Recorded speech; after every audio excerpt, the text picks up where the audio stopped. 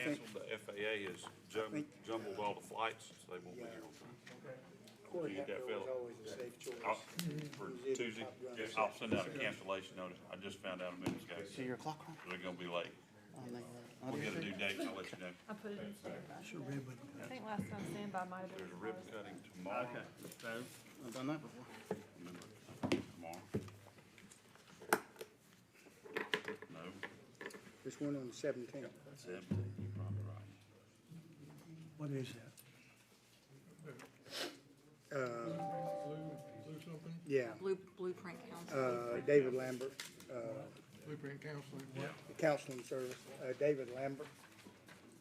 What, was he on Robinson Town Council or something like that? Okay. He was a lawyer too. Everybody ready? He applied for us.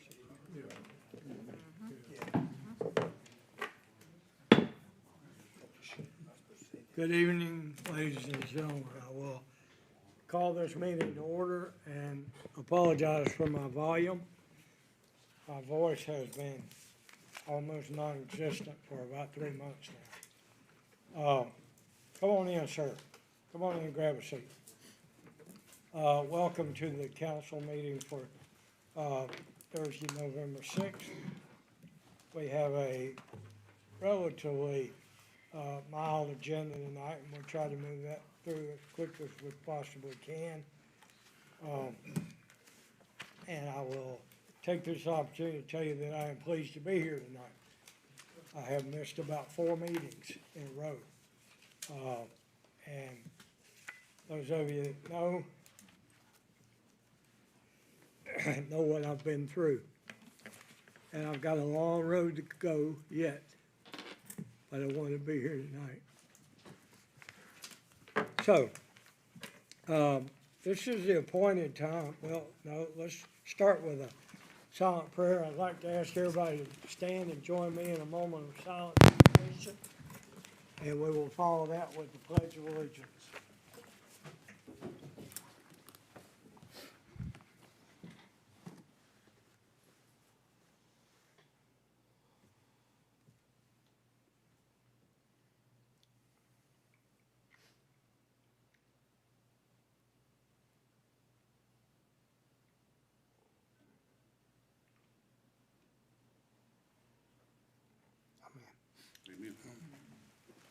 I pledge allegiance To the flag of the United States of America and to the republic for which it stands, one nation, under God, indivisible, with liberty and justice for all. Thank you.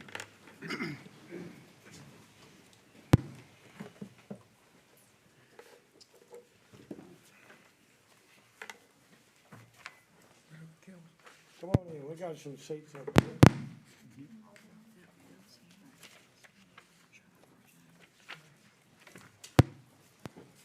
Okay, this is the appointed time at each meeting when we allow public comment.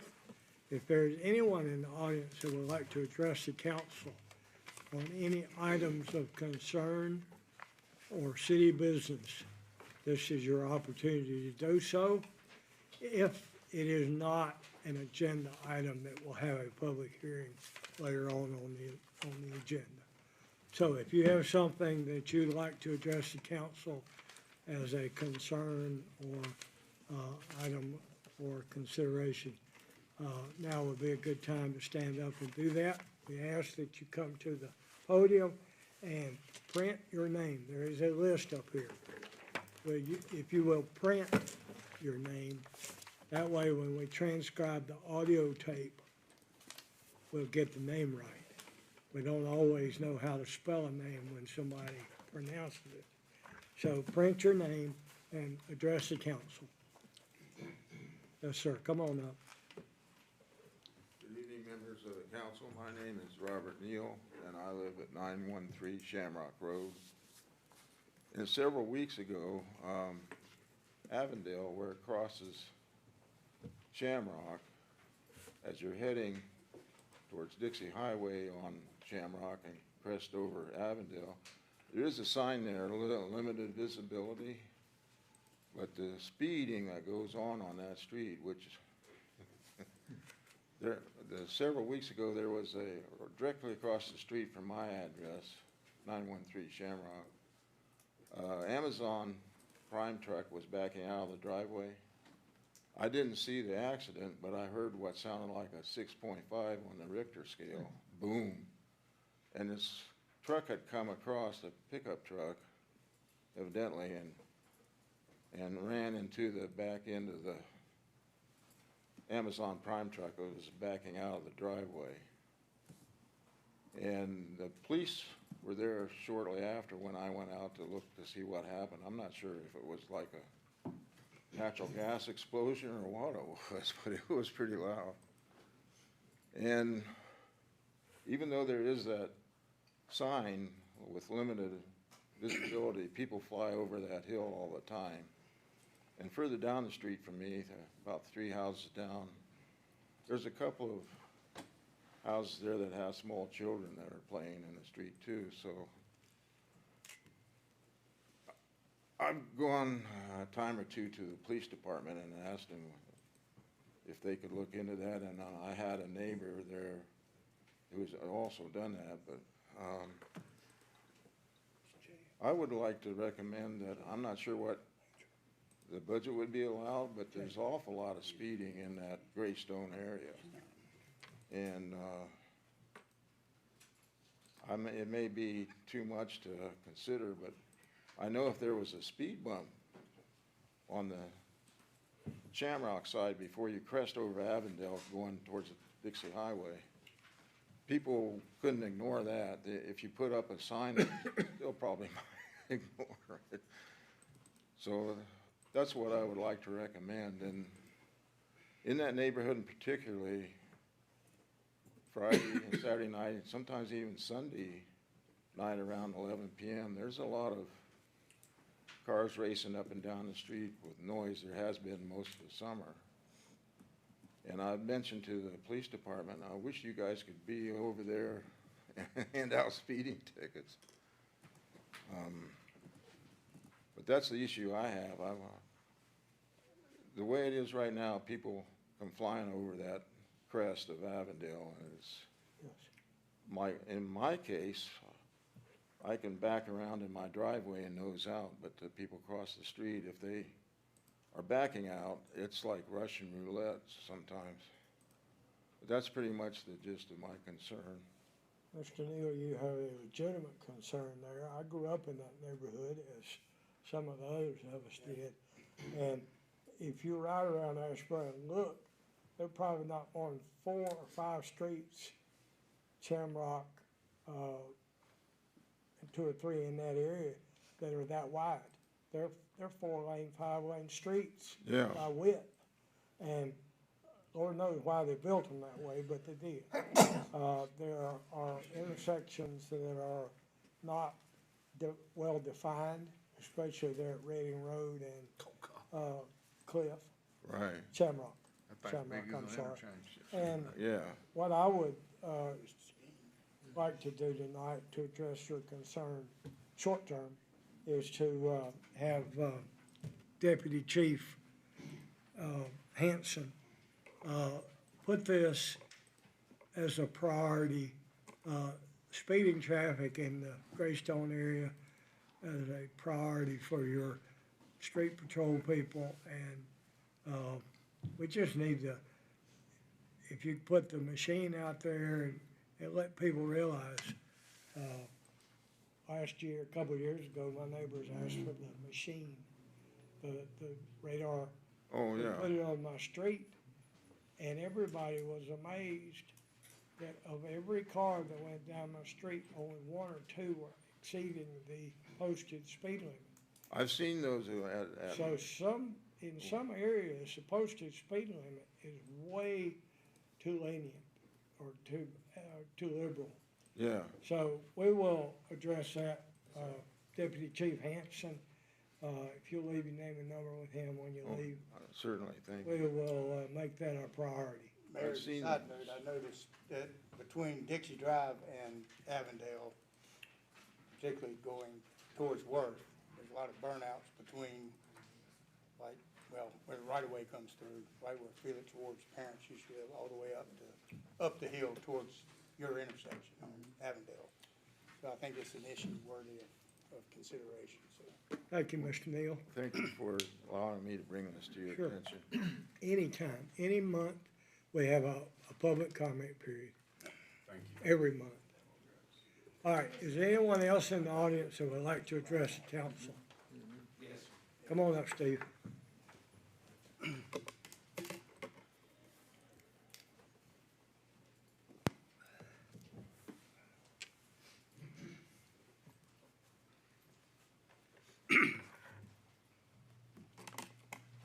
I have come tonight to address an issue I have with North Street.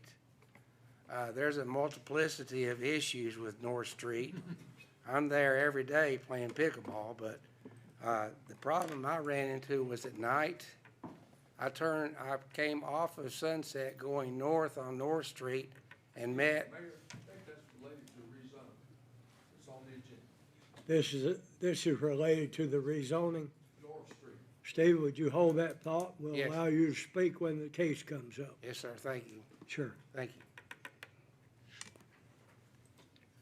Anyone else? Come on up.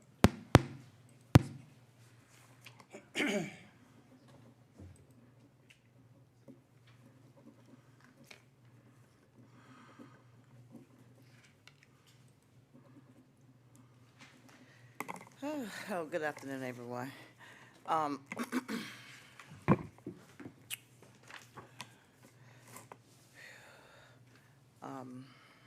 I'm here for the east side. Give us your name. I'm sorry. I'm sorry, you guys. I am so sorry. That's all right. You don't do this I just every left week. some babies. I was babysitting for someone. I'm sorry. My name is Maxie McIver, and I live on the east side community of Asheboro. I'm requesting for investigation, action, and recommendation of persistent sewage odor issue in the neighborhood.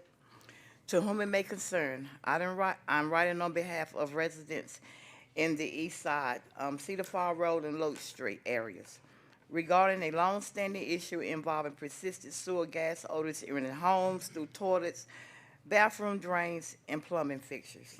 The issue has been going on for many years and appeared to be increasing in frequently and severely. In fact, Alfred McLean reside at 1012 Cedar Fall Road, has had histories of problems back in date 17 years or more. This was even before past projects conducted on his property forced on expanding and uplifting the sewage environment.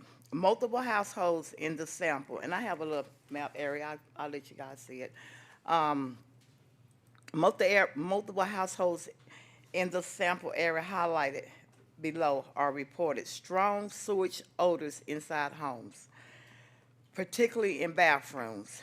Odors noticeably early in the mornings, in the afternoons, until gas dissipates. Temporary relief only when flushing or running water repeatedly, suggesting pressure or ventilating issues in the sewage system.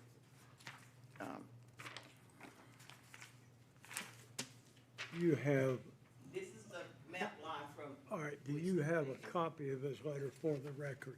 No, I don't have a copy, but All right, we can make one. okay. Well, I still have another one, so just let me finish reading this one, sir. Thank you, Mayor. These conditions have impact daily lives, indoor air quality, and the general well-being of residents, while individual homeowners have attempted to address the problems intentionally, including trap maintenance, vent inspections, and mechanical cleanings. The issues appear to stem from a system-wide infrastructure or pressure imbalance rather than isolate home plumbing. At this time, we respectfully request a formal inspection and assessment of the sewage main lines, lift stations, and venting systems serving our neighborhood. A review of maintenance and repair records for the service area to determine if the line damage, ventilating blockages, or disgraded seals may be continued to sewage gas back flow. Clear communication with residents regarding finding in the plan for recommendation or repair. I'm sorry, remediation or repair. I'm so sorry. Given that this issue has persisted for many years, multiple years, and given the potential health implications of prolonged sewage gases exposures, we ask that the matter be treated with priority. We will appreciate receiving a scheduled date for inspection or contact from the assistant representative so residents may prove assets, information, and proud document experience. Thank you for your attention to this matter. We look forward to a timely response and resolution. Sincerely, Maxine McIver.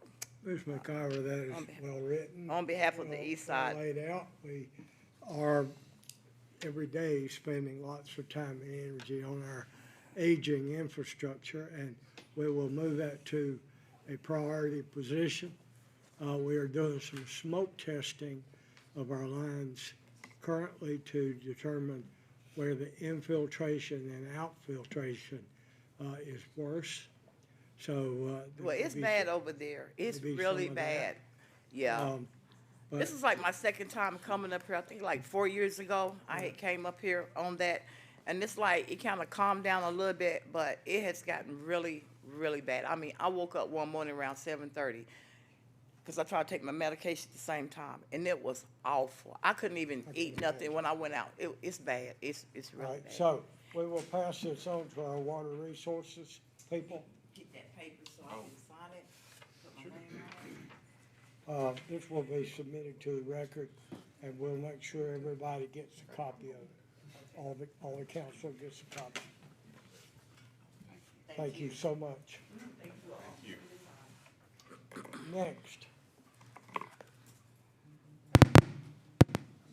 And I also had signatures of residents that's been living there for 50 years, 60 years, 50 years, 15 years, 54 years.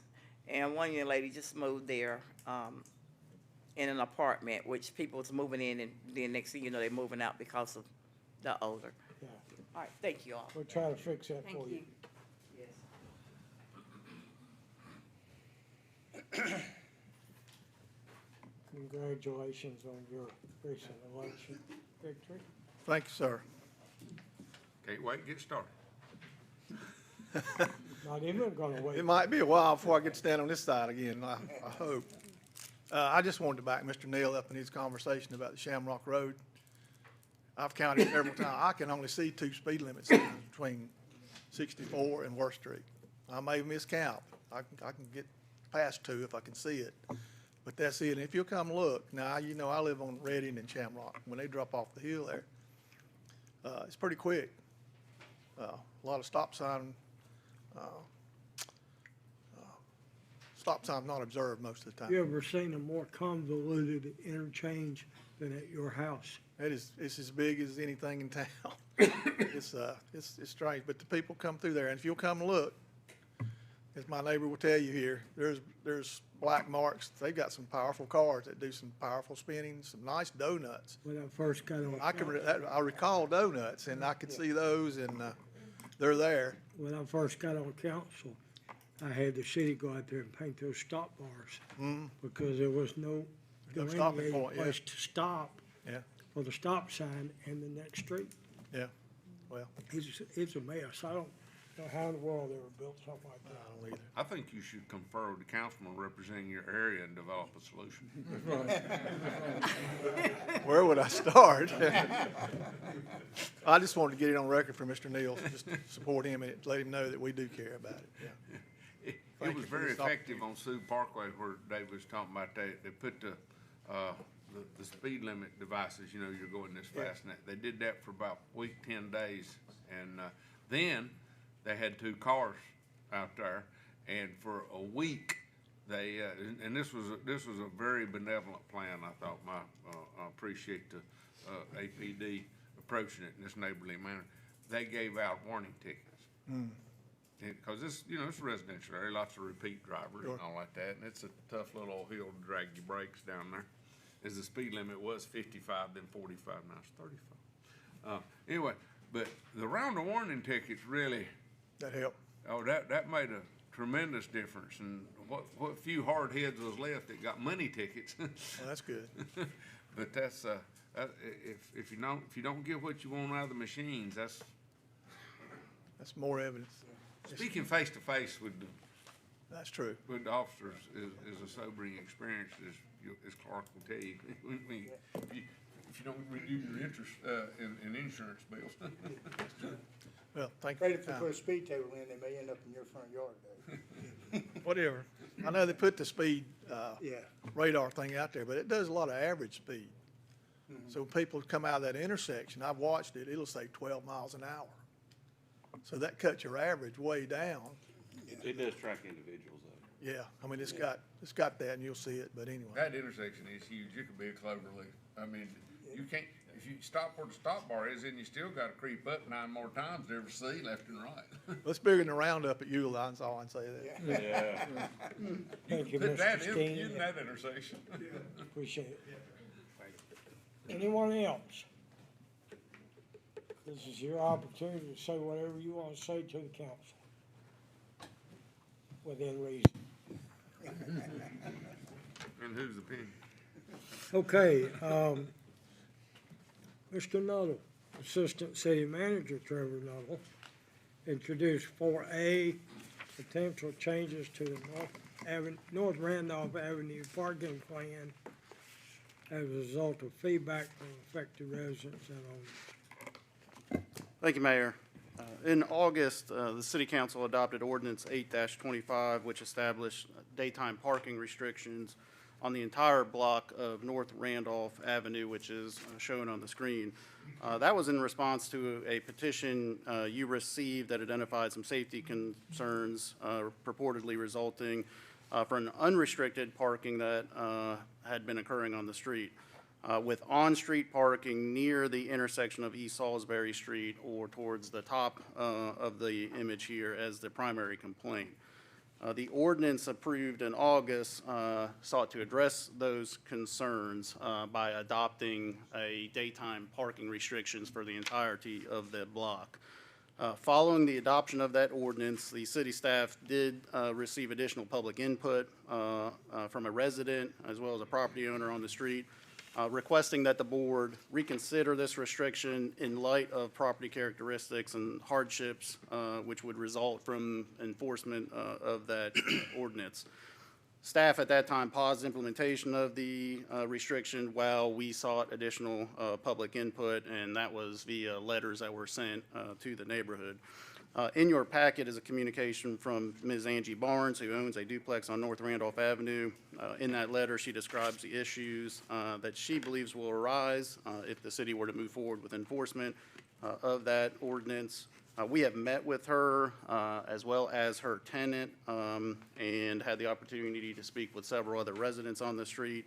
And we can confirm that the grade of her property, as well as the location of the structure on the property, would make construction of a driveway improvements challenging. I believe she is the duplex at 109 and 111 on the left side of the street there.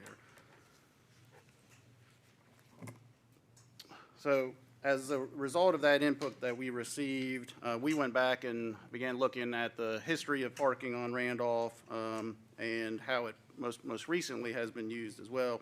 And there's ample evidence that on-street parking has been regularly occurring there for many years. It has been primarily limited to the southern half of the street without significant problems. Recent photos from the street show limited parking on the northern half of the street, and you can see from this image where the aerial picked up on-street parking was towards the Worth Street side of North Randolph and not the Salisbury Street side, which again was the primary source of the petition that you received earlier this summer. So as a result of that public input and the research that we've conducted, we do recommend the council consider amending Ordinance 8-25 to prohibit parking on both sides of the street, but only for a distance of 175 feet from the intersection of East Salisbury Street. This adjustment should help to ensure that what was a primary safety concern that led to that initial petition is still being addressed while allowing residents and property owners to continue to make use of on-street parking, as had been done for many years. There may be residents here this evening that wish to speak on this matter. That is the update that I have for the board at this time. We would ask that you allow anybody to speak on this matter the opportunity to do so. If there is a consensus of the board for us to investigate this matter further, we will do so and can put an ordinance and updated parking plan in front of you at the next meeting. So we're not asking for specific action tonight. We wanted to make you aware of this concern, allow the residents an opportunity to speak on it, and if you felt so inclined, we would bring back an ordinance at a future meeting. I'll be happy to answer any questions. Questions? Just the concern was the intersection with the state maintained highway and the side distance, and for simplicity, we just made it the whole street, right? Yes, sir. That was, yes, the primary complaint was centered around East Salisbury Street in the northern half of North Randolph. And you're correct, for simplicity, the ordinance adopted it through for the whole block. Other questions?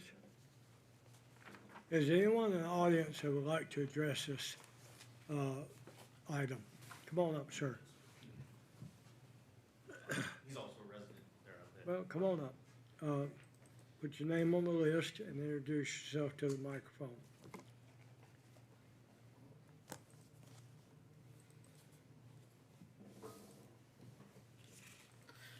All right, so, so I'm Sergio Munoz, live at 115, which is right where that trailer, oh, well, okay, you got 115 out there. So it kind of seems like like you were saying before, they adopted the whole street as the entirety. That way they don't have any individual or issues with the whole entire block, but I think that wouldn't be the solution to it. I believe that the best outcome would be to make that a one-way street like it was before, only because we didn't have that many issues. I mean, there's wrecks on Worth and Randolph Avenue, and it's not, mild accidents. They're like severe accidents. I think 2, maybe 3 people that I've known of have been extracted from the vehicles just because of how dangerous that Worth and Randolph Street is. Only because they're coming off of a major street, which is East Salisbury. They're turning in, and there's not even a left turning to be able to go in. And I mean, personally, I think the best approach would be just making it a one-way. Oh. Okay. This is my son. Anything else? Any questions? Mr. Nuttall, do you remember how long it's been since we changed that back from one way? It was one way while I was growing up, most all the time. It was about 15 years. I was gonna say 10, it's been a good long while in my, based on my memory. And do you know why we went back to two-way? I believe there was some interest from residents at that time to restore that to a two-way movement. When it was one way, was it from Worth to Salisbury, Salisbury to Worth?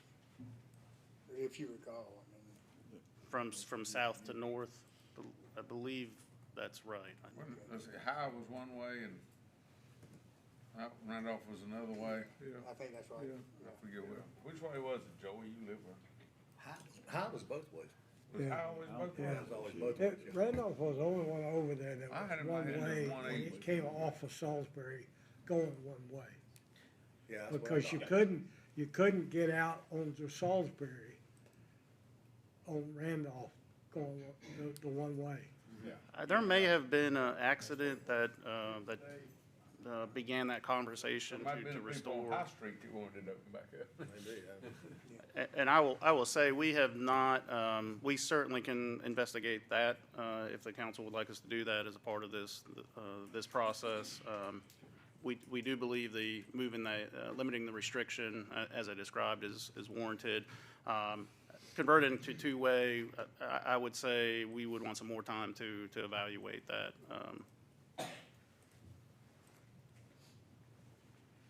Okay, any other comments, Not at this moment. questions of the speakers?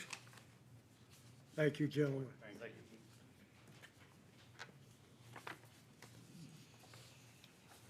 you. Okay, Mr. Nuttall, item 4B. I think he's looking Yeah. for consensus. Consensus Mayor, I on- think we ought to ask staff to look at the proposal of altering the full street of Randolph to limit the on-street parking from the north end. Okay. and For report that it limited purpose? For at this time. Okay, yes, sir. We Anybody will do that and bring that disagrees back with to you. I agree. Great. Yes. Thank you. We will take that direction. Thank you. If I may ask, just because we'll have an organizational meeting at the next council meeting in December, is it the consensus then on that limited part of just what Mr. Nuttall recommended, to put that on the consent agenda where the council, current council will consider that as part of its consent agenda before we move into organization? That's reasonable. Correct. That would be considered new business. That'd be old good. That would be considered new business. It would be, Yeah, the only reason I'm asking is since you're giving the direction, it would be on the, as proposed, it'd be on the consent agenda that the current members would vote on. Mr. Bell wants to table this matter. I think we need to study it for at least 2 months. And I would ask if we're gonna do this, limit the parking toward, Salisbury there, that the police are more vigilant in their, ticketing or watching the parking there, because I'm seeing more and more encroachment toward that intersection when I ride by. And to be fair to all involved, we have not been actively enforcing any, and we're asking the police department to enforce as we studied this issue. And certainly, after if you do choose to modify that ordinance, that enforcement campaign will then pick up in earnest. Then we can undertake the whole question about two-way, one-way at a later time. Yes, sir, certainly. The proverbial we. Thank you, Mayor. okay, item 4B. Mr. Nuttall will present, ask us for consideration of a parking plan, proposed parking plan for Peachtree Street as a result of public input. Thank you, Mayor. Similar to the prior agenda, this is before you as a result of a written communication that staff received from Ms. Ana Rosario Martinez, who resides on Peachtree Street. Her email to city staff should be in your packet. In that email, Ms. Martinez describes her concerns due to on-street parking occurring on both sides of the street on Peachtree Street, primarily from Chestnut Street, which is at the top of the screen, south to the railroad track. That is the primary source of the concern in this case. This is an image looking along Peachtree Street from the railroad. Visible are vehicles parked on both sides of the street, with the predominant use occurring on the west side of Peachtree Street. The car sales lot that you see to the left has been in operation for a little while now. They are utilizing on-street parking as part of its business. Of course, there is a medical office on the east side of Peachtree Street that does seem to have adequate parking and very rarely spills onto Peachtree Street with its operation. Unlike the prior agenda item, the council has not recently enacted any action pertaining to this issue. We have internally reviewed this as well, including conferring with the police department. We do believe that a limited parking restriction would help to preserve visibility from Chestnut and also help to ensure safe two-way travel on the street. If there is a council support, again, just looking for consensus this evening, not final action, but with your support, we would like to investigate and bring back to you a parking plan that would consider restricting parking on the east side of Peachtree Street. So the areas identified in red up on this map would be those areas that we currently contemplate asking you to provide a restriction on. But we do want to look at this more closely. We do think the street's wide enough for parking, at least on one side of the street. Again, as with the prior case, there may be some who wish to speak on this topic here tonight. I'd recommend that they have that opportunity. Following those remarks, unless there is an objection, we can prepare a proposal and present it to you at your December or January meeting, whatever your preference. So that's all I have on this, Mayor. Appreciate your time. Is anyone in the audience that would like to address council regarding this proposal? All right, council?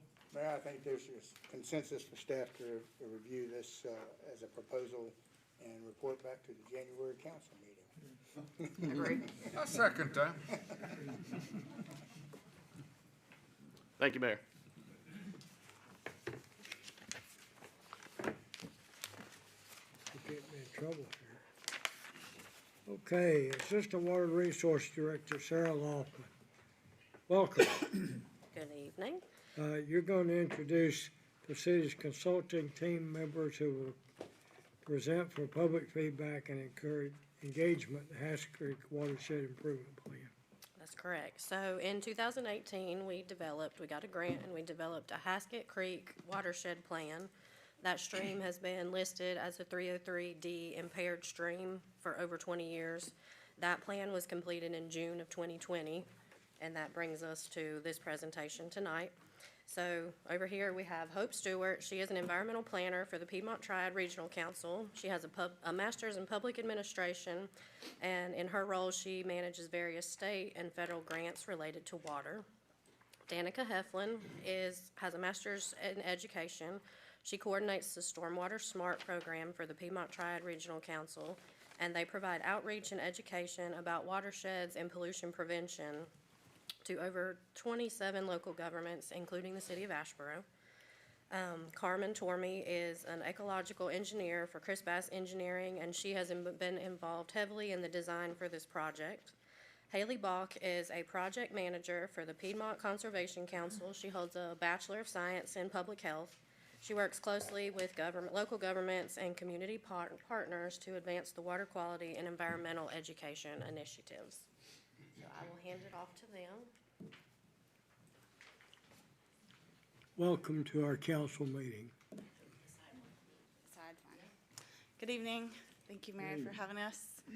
And City Council, my name is Hope Stewart. Like she said, I'm an environmental planner with PTRC. And we are here to talk about Haskell Creek at North Asheboro Park.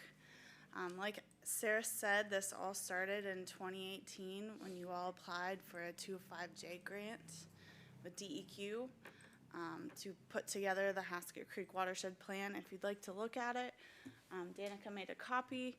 It's also posted on PTRC's website. And this really is a team effort. We've got 4 partners: PCC, PTRC, obviously you, City of Asheboro, and Chris Bass Engineering. So some background on the watershed plan.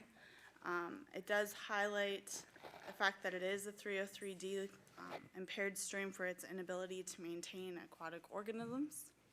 So this project kind of launched from that and is built out of 2 separate grants. So we've got a North Carolina Land and Water Fund grant that Haley is leading, and a 319 DEQ grant that I am leading, which is match. And so our goal is to restore 700 linear feet of the creek, stabilize the banks that flow through North Asheboro Park, and to incorporate some stormwater treatment features to really treat the runoff that enters into that creek. So like I said, the NC Land and Water Fund grant is around 305. The 319 was awarded 275, so we're working with about $600,000 for this project. We are currently in the design phase. Next phase, we would go to bid for construction. And the goal is to complete the project June of 2027. So we are really here tonight to give you some definitions of some stormwater features and show you some really cool designs that are underway. We're also here to get some public comments. We know that you all have a very important Frisbee golf course that runs right through this project. So we just want to highlight how recreation will be focused and get your opinions on the project. So without further ado, I will hand it over to Danica. Can both of us podium at one Sure. time? Without overwhelming the council? That's fine. Hold the microphone down a little bit. Hold the microphone down a little bit closer.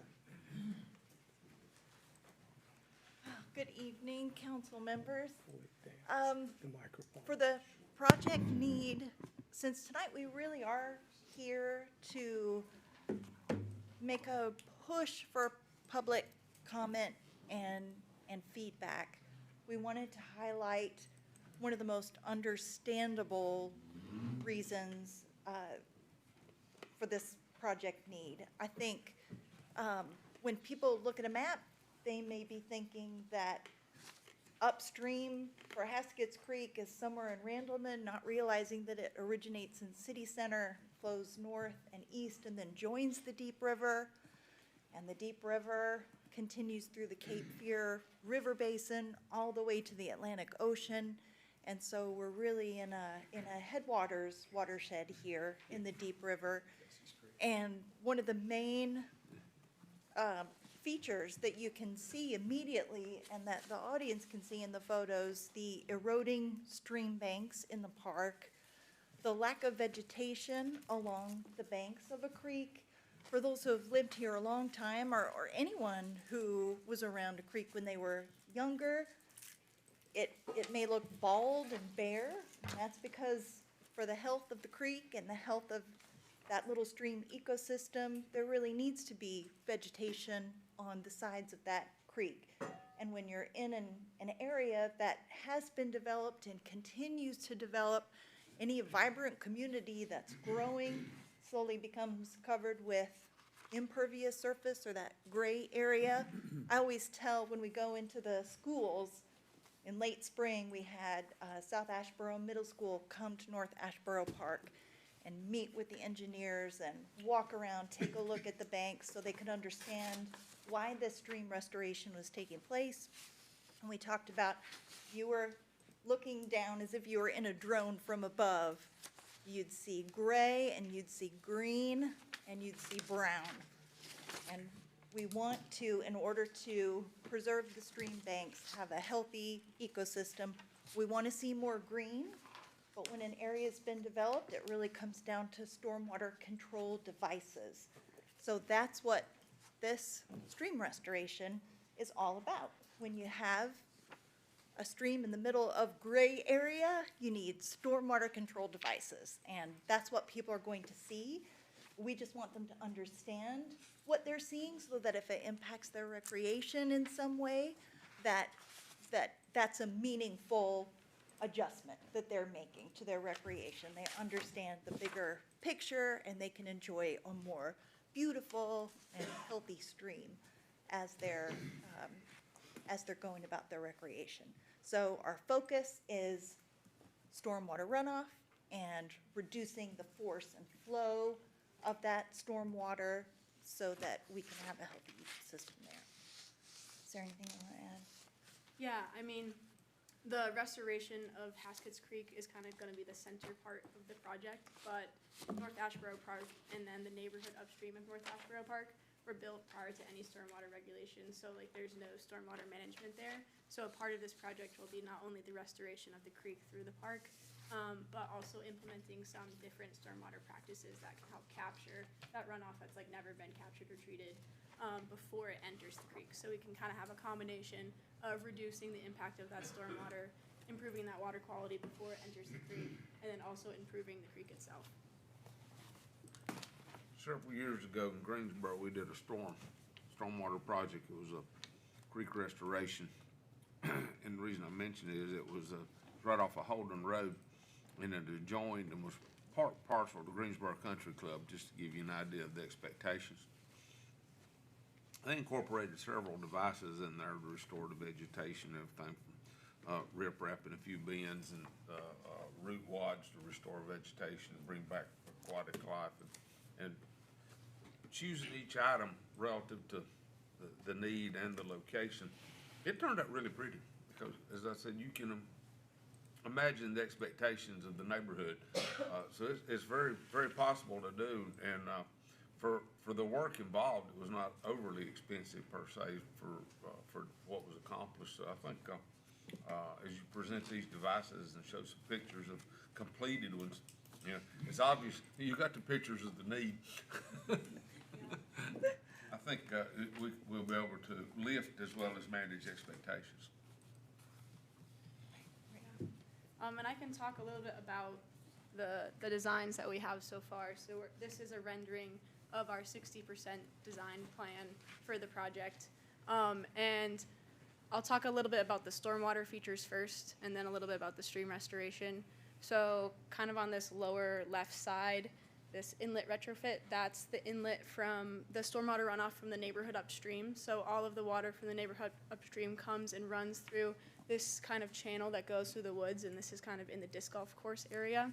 And this tributary looks pretty bad. It's pretty eroded. None of that water is being controlled. So there's actually a small pool up there that we're looking to enhance and capture a little bit of water up on the upstream side. And then we're going to enhance that tributary going down. There's a couple of old culverts that have been washed away and moved over, so we'll remove those.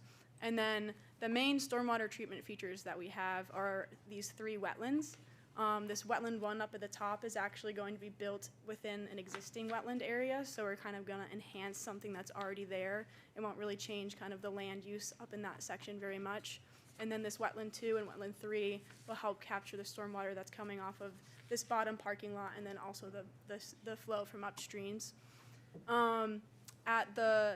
There's a picnic area, and so here we're gonna propose to have 2 cisterns. And I think the stormwater cisterns are pretty nice. I mean, they're just a really large tank, but I've done a project before where that tank was painted by a local artist, so it can also just be like a nice art canvas as well as a stormwater feature. So that is kind of a double benefit at that park, because this is a very popular park, so people would probably like to see some art installations. There's a number of water quality swales that we have proposed, and these are just enhancing existing swales within the area. And all of these features are looking to capture the stormwater. They're filtering the sediments and things that are coming out that's being carried by the stormwater. And the wetlands are holding that water for a little bit longer and helping cycle out some of that nutrients and things before it enters the stream. There's actually a number of existing stormwater inlets throughout that look pretty bad. They're pretty eroded. There's some that are piping underneath the greenway over here at this wetland enhancement area. So we're going to improve those as part of this project as well. So there's some existing infrastructure that we can help improve. The wetland enhancement on the side by the baseball field, we're not actually proposing any sort of land work grading over there. That's already kind of an existing area. The proposition over there would be to remove some of the overgrown vegetation that's there, some of the invasives, and then just replant some better wetland plants. So that's kind of just an enhancement. And then the stream restoration, kind of this main feature, is going to help kind of recreate some of the natural stream features. So in a stream, you like to see a riffle pool kind of linear formation. And so that doesn't really exist in the creek right now. And so we're looking to recreate those. And so a riffle is kind of an area, if you think of like a babbling brook, the area where the water's moving a little bit faster over rocks.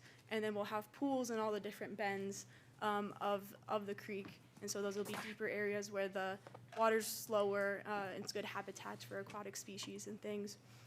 Another important part of this stream restoration will be this 50-foot buffer on each side of the creek. A part of our grant requirement will be to have this conservation easement. And so this will be a vegetated buffer. So right now, the park has mowed grass kind of on each side of the creek, so that will be a little bit of a different land, a little bit different of vegetation, but you can kind of imagine it like a meadow. We're expecting to put some native grasses, flowering perennial species, so it should look very nice. I think throughout the stream I know throughout the stream there's a number of existing sewer utilities, and so some of those are actually already exposed. So within our design so far, we're looking to use some of those riffle structures to help protect those existing utilities and cover them back up so they're not exposed within the stream. And then all of our planting plans are considering the easements that are required around those stormwater or the sewer easements and things like that. And then especially the disc golf course, this will be kind of interdispersed throughout. There's a number of disc golf launching pads along the stream. So those will be within that riparian buffer, but we'll have spots where people can enter that and still use the disc golf course as it is intended now. And in terms of the timeline, we're kind of coming towards the end of the design phase, kind of waiting to get some feedback from the city of Asheboro, as well as any feedback that we get in this meeting today to incorporate, so we can come to the final design set, and then we have our permit packages prepared to be submitted, so we're moving forward with the things that we need to get the project going. And then I have a couple of additional renderings of what these potentially would look like in the existing landscape. So that's wetland 1, so that's the one that was up on the north side of the project. And you can see we have, I think, a really great wetland plant feature is a pickerel weed. You can't really see the colors in this, but they have like a really nice, beautiful purple flower. So I think these things will be very aesthetically pleasing, as well as treating the stormwater in the park. So I think a great amenity for the future. This is actually something I didn't mention with the stream. We're proposing a cross vein feature, and that's going to be right at the bridge crossing in the park. So right now, the pilings of that bridge are kind of getting eroded away, so this cross vein feature will help direct the water underneath the bridge and help stabilize that structure a little bit more. So there's parts of this stream restoration that will also help protect the existing infrastructure at the park. But in general, the outcomes of this project, I think we'll eventually have just this really nice, resilient stream waterway. We're going to be improving the water quality of the runoff from the park. We're going to be having a resilient stream, a beautiful stream, and I think it'll be something that's really nice in a very public-facing park for people to come and visit. Yeah. Oh, so, and because it's very public-facing, I think there's a really big opportunity for community engagement and learning, so I'm going to pass it off to Danica to talk a little bit more of that. So I'm going to be really conscious of your time, and I'll just mention, as far as feedback goes, there is a photo there you can see of the yard signs that are about to go up in the next couple of days. The yard signs are similar to the feedback forms that we brought tonight. We have these in English and Spanish, and the signs that are going into the park are also in both English and Spanish. English on one side, Spanish on the other.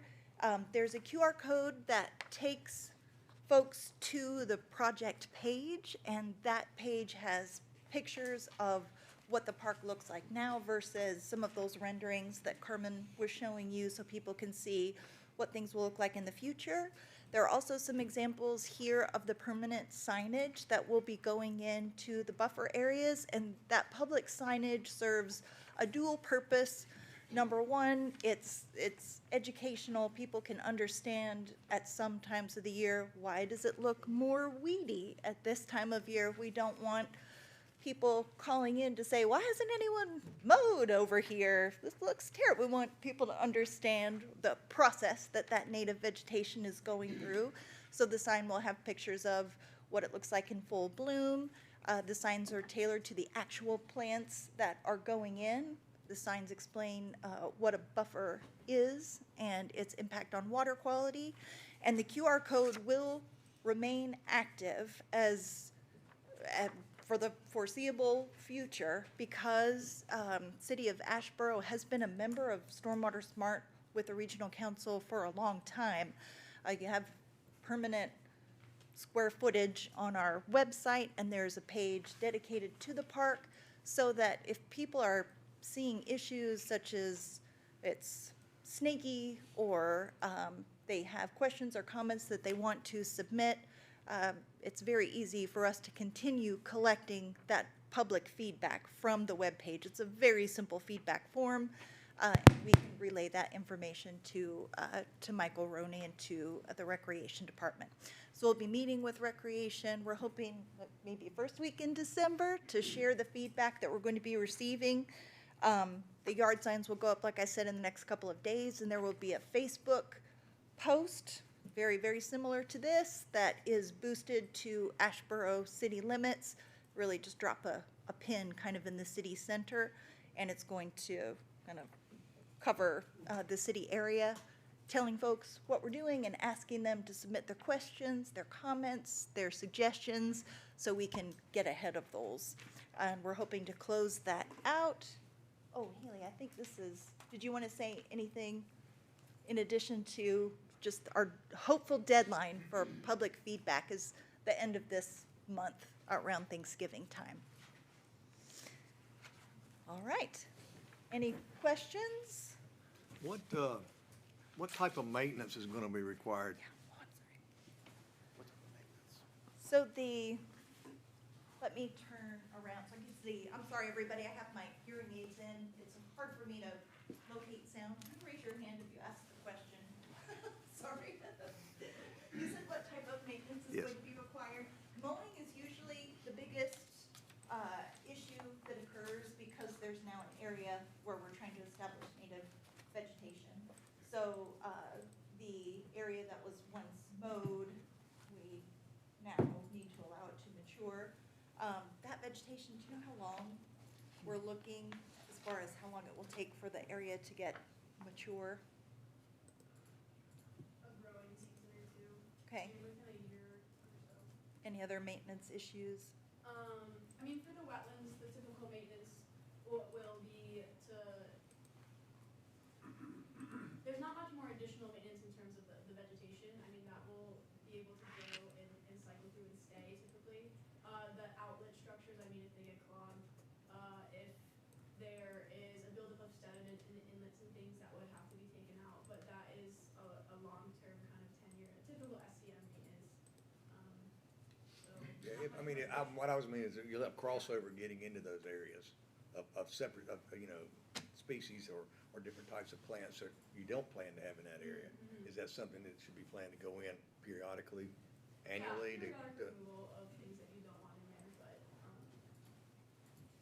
they should be planted pretty densely, in which it should not be, outcompete most of the things that we're trying to grow. Okay. No kudzu vines?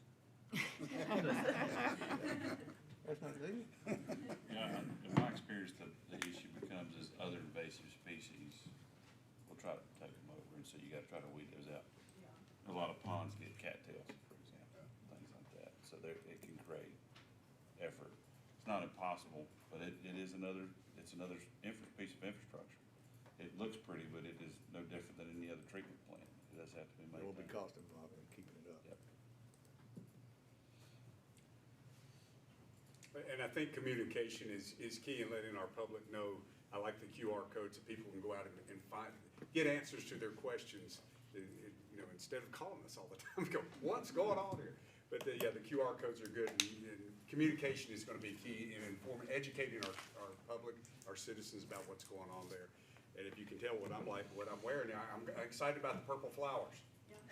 Okay, so that's a good thing. I have a nephew from NC State. He and some of his friends come down here from Raleigh, and they like playing the disc golf that we have there. So, and I was telling him a while back that we have some plans for making everything better, and he's excited about that. So I'd like to say they're coming from Raleigh and spending money, but they are spending money because they're Spending your money. Yeah, they're spending my money. Yeah. I think you've done a magnificent job of the layout there, and while it's very beautiful, it's, unfortunately, it's very necessary. I mean, you really, quite frankly, don't have a whole lot of choice but improve what's there, because that can't be allowed to continue. I think, there will be some maintenance to keep the weeds and other things out, but I think it's, overall minimal, because once you stop the erosion, then the devices don't fill up. I think it's an exciting project. I appreciate all the work and effort. I've been up there a couple times the last 3 weeks, and it's, needs some improvement. And, I'm glad you incorporated the disc golf people, because every time I go up there, I see 2 or 3 people walk around with their little disc golf bags. So, I'm glad you're seeing, help those people out, enhance their round. I really like the design, and I think the visual enhancements to that park are gonna be really good and very necessary, much less the education component. I mean, I really like that too, so, well done. If needed, we still need to talk as a committee, but we would be glad to return and show you the final designs of the signs, so you know what to expect and have an opportunity to ask us question about that, and the public as well. So, thank you all so much. We appreciate it. Thank you. Thank you. Oh, and we are leaving those, feedback forms, QR code here, plenty of copies, so everyone here is welcome to take those home, hand them out to people who knows. Thank you, Danica, and we will keep these in the planning office right when folks walk in the building. Thank you very much. Okay, item 6 on your agenda is consent agenda, and council, if you will notice, item 6J, the last item on the consent agenda. Staff will be withdrawing that for consideration. It will be removed from the consent agenda. Is that correct, Jeff? Yes, K, as in king, yes. Okay. Well, I'm looking at K, he's saying J. All right, I thought we were all on the same page, so we're good. last item. Yes, sir, you've got it. All right, so, council, is there any item on the remaining consent agenda that you would like to remove for individual discussion?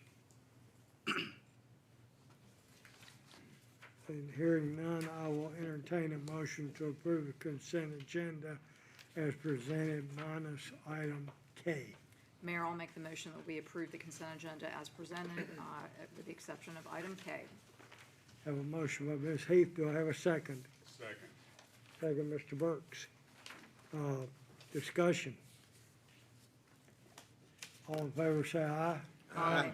All opposed? Motion carries. Consent agenda is approved.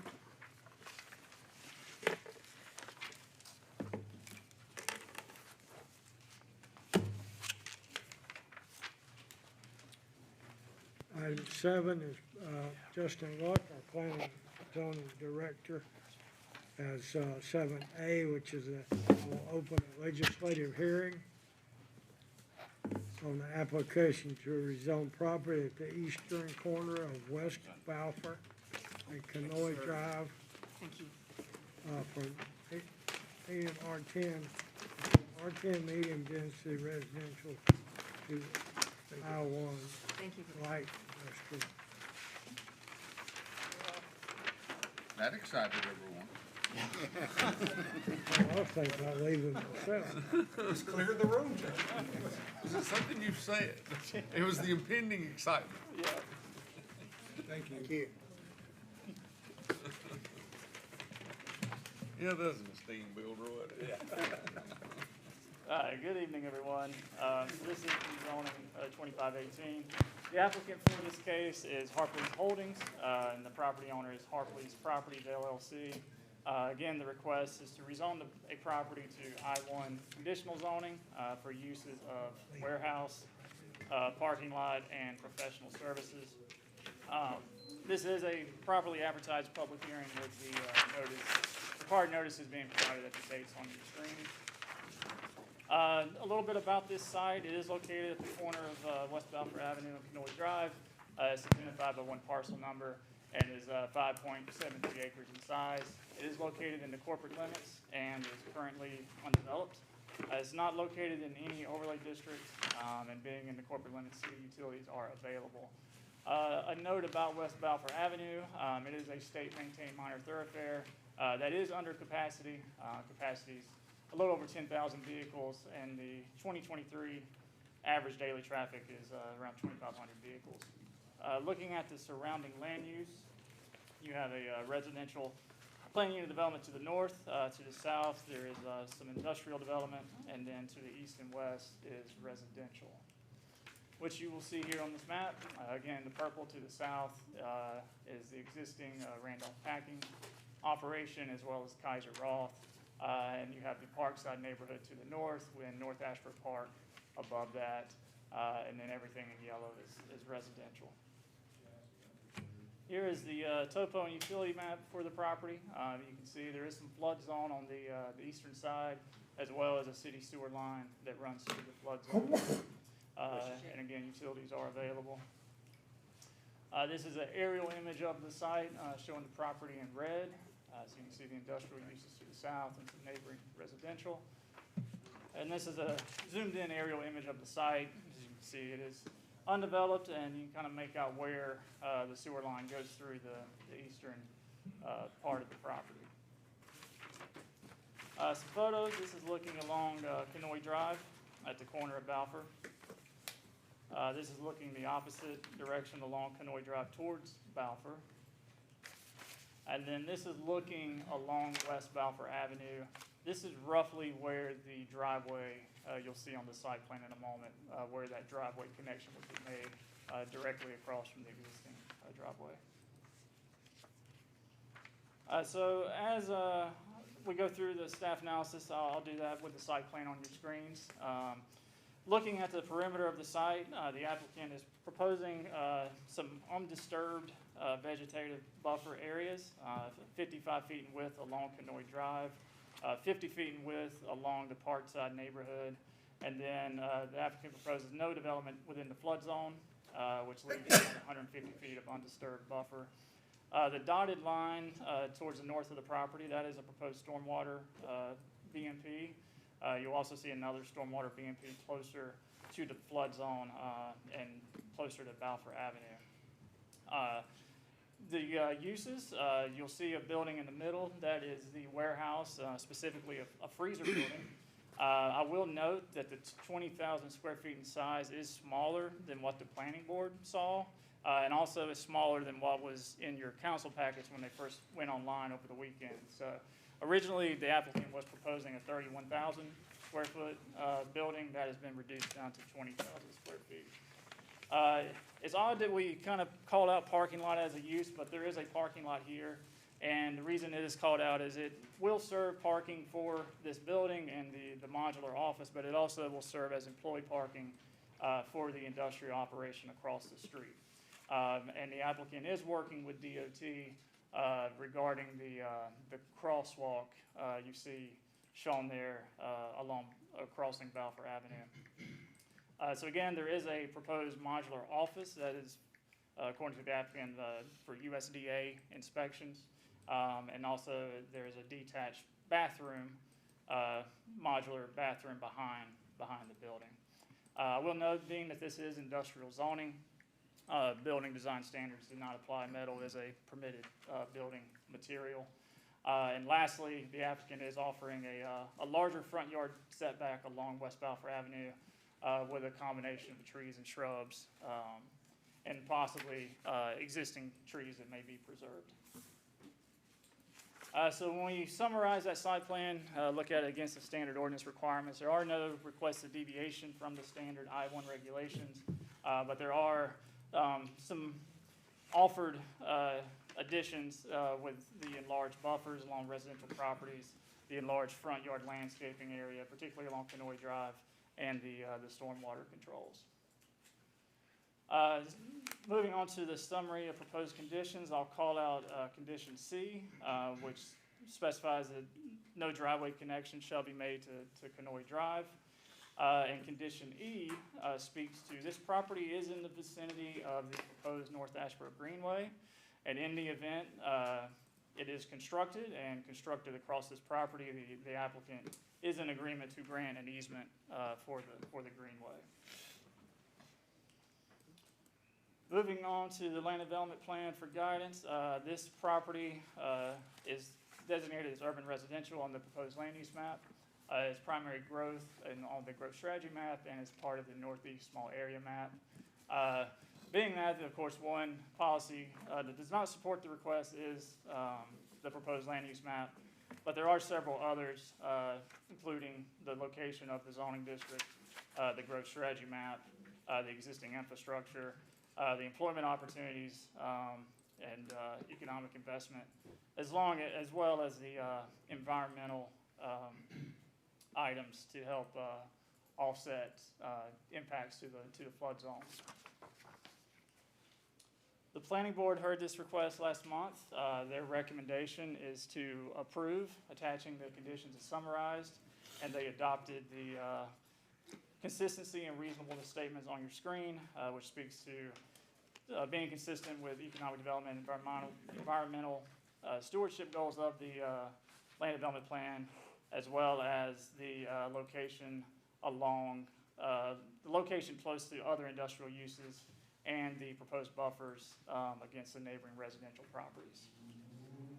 So the action items for the council tonight is first to adopt a plan consistency and reasonableness statements. If in agreement with the planning board, you may simply adopt theirs. And item 2 would be to approve or deny the zoning map amendment. And if approving, attach the zoning conditions as summarized or with modification. I'd be happy to answer any questions you may have. The planning board approved this with the 30,000 Yes. square foot, and so it's smaller. Yes, yes. The plan before you tonight has been modified, and the only change is the smaller building. The buffers are consistent with what the planning board saw. I assume the sewer's gonna hit that manhole to the, I guess from that map it looks to the east, but it might be to the north. I'm unsure. I'll have to ask the applicant their plans. Cause we just need to make sure that invert's gonna work, just because you've got the floodplain area there, it flattens out pretty good, so. Okay. Justin, I'm not seeing any lighting on this plan. I do not believe the applicant proposes any, but if they do in the future, that would be the standard lighting ordinance regulations would apply with regards to fixture types and foot candle limits along property lines. Okay. I was up there today and I was really concerned about the people in the back of the neighborhood, because on this side of it, there's no real neighbors, right? You know, it's the Canoe, but it is really thick wooded area, and that's not gonna be disturbed. It's almost come up to the building, right? The back of the building. Is that? Yeah, along the back of the building, that 50-foot undisturbed area from the Parkside neighborhood. So yes, it is roughly 50 feet from that property line to the building, a little bit more, but they do plan to save 50 feet of undisturbed vegetation. And then also the stormwater BMP would be outside of that 50 feet undisturbed area. Yeah, okay, because those people have like decks or anything out back of their houses, you know, just give them a little protection. Yeah. Yep, understood. Mr. Manager, it looks like they got 20 foot of fall, 240 feet. That's what I was looking at. Probably the highest proposed finished floor elevation, so I think they'll be fine.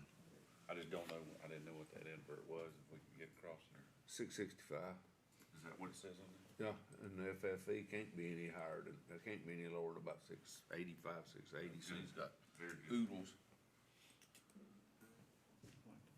Do we know what the hours of operation are gonna be? The applicant is, I think we'll address that. Okay. Yep. Okay, any other questions of Mr. Locke? All right, I did open a public hearing, and this is the appropriate time for the applicant to address the council if necessary. Come up, Mr. Crumley. Mr. Mayor, members of the council, I have to give my usual disclaimer. Although I am a lawyer, I'm a retired lawyer. So I'm not here in a legal capacity. I do that so the state bar doesn't get me in trouble. Since I am, what do they call me? I'm not an active lawyer, I'm an inactive lawyer. But I'm here because I'm involved heavily in real estate. And for those of you that may not know, you may say, well, what's a Crumley doing up here representing a Hamlet piece of property that's been in the Hamlet family for 75 years? On October the 17th of 2022, I signed a letter of acknowledgement from the Economic Development, Randolph County Economic Development, to Randolph Packing, acknowledging 75 years of activity here in Asheboro. The same time, on October the 17th, my daughter's company, Harpley's, was beginning its second year of deer processing taxidermy and was just beginning its march toward USDA certification to process beef. Fast forward, if you'd have told me in October of 2022 that in less than 3 years, my daughter would wind up working with the Hamlets to ensure local ownership and local control of Randolph Packing Company and purchase Randolph Packing from them, I would have said probably not likely. But that's in fact what happened. And so the last week of August, my daughter Jamie, who's here in the room, purchased Randolph Packing. Interestingly enough, we found out, and I didn't know this at the beginning, and I don't think many people in Asheboro did, Randolph Packing is the 27th largest packing company in the United States, which makes Jamie the largest female-owned packing company in the United States. Which is also interesting because Randolph County is the largest beef-producing county in the state of North Carolina. And one last little piece of information is Jamie was recently elected the second vice president of the American Association of Meat Processors. So Randolph County will be the home of the national chairman of the American Association of Meat Processors in 2028, assuming she keeps her nose clean between here and there. So one of the things we found out when she purchased Randolph Packing was Randolph Packing currently has no opportunity to have freezer space or frozen beef that they produce in Randolph County. So they currently drive the beef to Sanford and store it in a freezer in Sanford. And I will tell you, as a current member of the EDC board, we get at least 1 or 2 requests every month from companies that are looking for places to build freezer space. It is an increasingly important thing in our economy, in our food bank, and I think the crisis that we all experienced during COVID helped us understand the necessity of keeping a really strong bank of food available for the American public. And so one of the things that we started looking at, Jamie started looking at, and she hired my company and my wife's company to manage the projects for her, the construction projects, is how can we bring that back to Randolph County? How can we stop shipping beef from Randolph County to Sanford to put in a freezer, and where could we build it? If you look back at the map, I don't know how to work the thing, but if you look back at the map, you'll see that a significant part of the Randolph Packing property is located in a flood zone. And so back to your, going back to that original map, if you don't mind. Yeah, if you'll see that original map, and you see the Randolph Packing there with several of the buildings, and then you see a lot of open field, and you'll see that blue line stream running right through there. All of that's in a flood zone. So the amount of buildable land that we have there at Randolph Packing is very limited. But what is buildable is the land across the street. And so Jamie and her executive team are wanting to expand the production floor for Randolph Packing. And right at the beginning, in the very front of the production floor, is an independently run lab. Because of the volume that they produce at Randolph Packing, there is a company that is independent of them that is in that mobile trailer. And this is not just a trailer, this is a high-tech lab where they get samples and they test those samples on site that day. So if there's an issue, it can be identified that day. So we can't afford to lose them, but she can't expand anything on her factory if they're sitting right there in the front of the parking lot. And so the plan is to move that mobile home, that trailer, across the street. And again, it's not really a mobile home, it's a very sophisticated high-end. It's so sophisticated that they're not allowed to have a restroom inside the building under USDA federal regulations. So the necessity then is to put the modular bathroom outside the trailer. And then they also restrict access. I mean, I've knocked on the door and you're not allowed in. It's very restrictive. So that would be across the street. There's I think 2 people that work in there, so it's not a heavy office. They accept items from the packing company, and they test them in that lab, and then of course feed back the results to both the 5 USDA inspectors that are on site as well as to Jamie's company. The second thing you'll see on the plan is the 20,000 square foot freezer. We originally sized it out to be 30,000 square feet, and through our internal work, Jamie's internal work with the company, and looking at what they needed and how much, and the new racking systems that are developed, been able to say, hey, look, we really don't need 30,000 square feet. It also allowed us to go, I think, beyond the usual buffer in a zone like this, to go to a 50-foot undisturbed buffer. Now, this is not going to, it's really interesting, it's called a warehouse, but it really isn't. When you think warehouse, you think corrugated steel warehouse, excuse me, with the type of warehouse buildings you have. This is anything but that. A normal warehouse might run maybe $130, $140 a square foot. This building will be more in the neighborhood of $400 to $450, maybe as much as $500 a square foot. There is very little noise associated with this because there's not a lot of people working here in that building. You probably wind up with 2 or 3 people at most working in that building at any one time. There is refrigeration, like a air handler on top of the building that is equivalent to a commercial air conditioning unit that you see on any commercial building, office building type.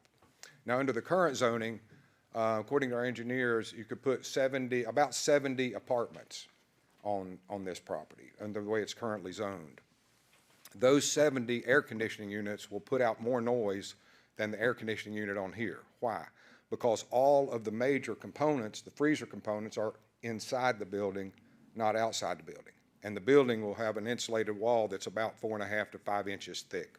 So it's a very quiet, there's no windows in it, there's no external noise to it, there's no big IT in it, so it's not like a data center that's got a lot of hum and noise to it. It's a very quiet, very, very cold building, if you happen to go in it. The other piece of the puzzle is the parking. They're outgrowing the parking availability there. Again, we've got a lot of land, but it's in the zone, the flood zone, so we couldn't do that. So we've looking to put it across the street. In terms of question was asked, what's the working hours?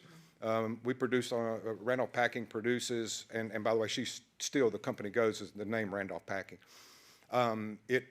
It works on a morning shift, the daytime shift. We do not anticipate any early evening. There's not trucks in and out. The bulk of the trucks that will be coming in will actually be from the plant moving raw material, finished material over to that freezer and then placing it in the freezer. There will be, in some instances, trucks early in the morning, maybe as early as 4 or 5 o'clock in the morning. But again, this is not, we're not a high volume in terms. There will only be 2 or 3 truck loading docks to this product, so it's not like there's a big mass of trucks going in and out of this location. We usually have some early morning deliveries out simply because what Randolph Packing produces is large chunks of beef that somebody that makes sausage or canned chili or beefaroni would then take those large chunks of beef and they grind it up to their specifications. So they want just-in-time processing, and so they may come actually pick up the frozen products, take it, and utilize it that day. So from a noise standpoint, we're less than what it would be if we put apartments there. We're about equal what it would be if it was an office building. In terms of light and those types of things, the actual location of the parking lot where the trucks would be is actually significantly below the topography level where the homes are. And so the lights will be shining more into the side of the land as opposed to shining into somebody's bedroom or anything of that nature. And additionally, in that area, a couple of those homes are not only not going to have, they're going to have the 50-foot buffer, but they're going to have even bigger buffer, if you would call it, because we're not actually clearing all that extra land and of course not clearing anything down into the undisturbed buffer area as well. And so, Bob, the trucks are just going to kind of back up and. I'm sorry? The trucks are just going to back up and unload and load. They would come in straight, they would go there, and then they would back up, load, and then come out. Yeah. And most of the traffic from Randolph Packing will not be tractor trailer, they're just box trucks. Okay. Yeah, small box trucks. Although there will be some tractor trailer traffic, but again, this is not a high utilization, high functioning, a lot of traffic type of product. I mean, if you look at the average daily, once, at a quarter of what the road can handle right now, if we're allowed to do this, if this rezoning takes place, we're allowed to do that, you might see it increase by 50 to 100 over, time, but it's not going to be very much. I'll be happy to answer any questions, or Jamie's here, she can answer any questions. Are you speaking on behalf of the applicant? Yes, I am speaking on behalf of Harpley's. Our company was hired by Harpley's to speak and to manage their projects. Are the proposed conditions by staff amenable to the applicant? Absolutely, including the easement along the waterway in the event that the city decides to go forward in building the waterway. And I will say as a side, I've walked every single trail that the city of Greensboro has, every single one of them. And I've longed for the ability to be able to walk trails around creeks in Asheboro. And I would look forward to that one day. So it's all finished product going in? I'm sorry? It's all finished product? Yes, thank you for asking that question, Mr. Soon-to-be Mayor. Yes, there will be no manufacturing inside this building. All of the manufacturing takes place on the other side of the building. The only thing that will be done will be meat that is already processed. It's already in its packaging, either in small packagings for the refrigerated section of the building, or it will be in packaging for the freezer side of the building. But there will be no manufacturing in that building. So it will come out and still go over there, and then it will be shipped somewhere? It will be shipped over there from our office, most likely in the small truck. Right. They'll already be in boxes. They'll be shrink wrapped. It'll be done.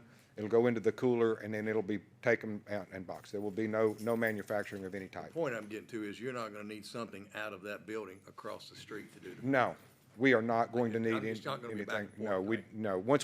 Once it goes into that freezer refrigerated building, chances, I would say probably 95% that it's going to an end consumer. And I don't mean an end consumer like one of us. I'm talking about a company that would buy it for their processing. It might be a rare occasion where somebody may say, hey, I need some of that raw meat to get back over. We need to further process it, but that's going to be a very rarity. And no retail sales out of it, no wholesale sale. I mean, it's just a way to bring our food back from Sanford. Other questions? Is there anyone else in the audience who would like to address the council regarding this request?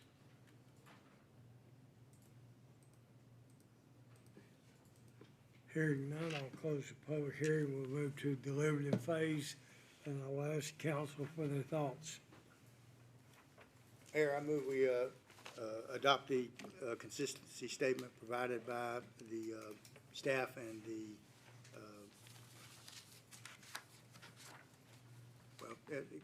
the staff, and as well as the planning board, and adopt the conditional zoning together with all conditions that are proposed by staff and amenable to the applicant.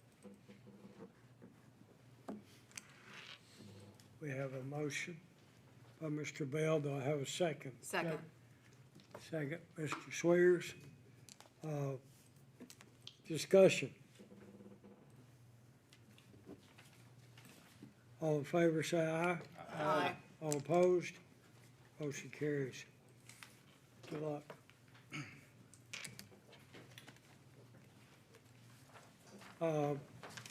Justin, if you will give me a minute, I will go ahead and introduce 7B, which is a legislative hearing on RZ 25-19, an application to rezone properties at 113, 115, 159, and 151 North Federal Street,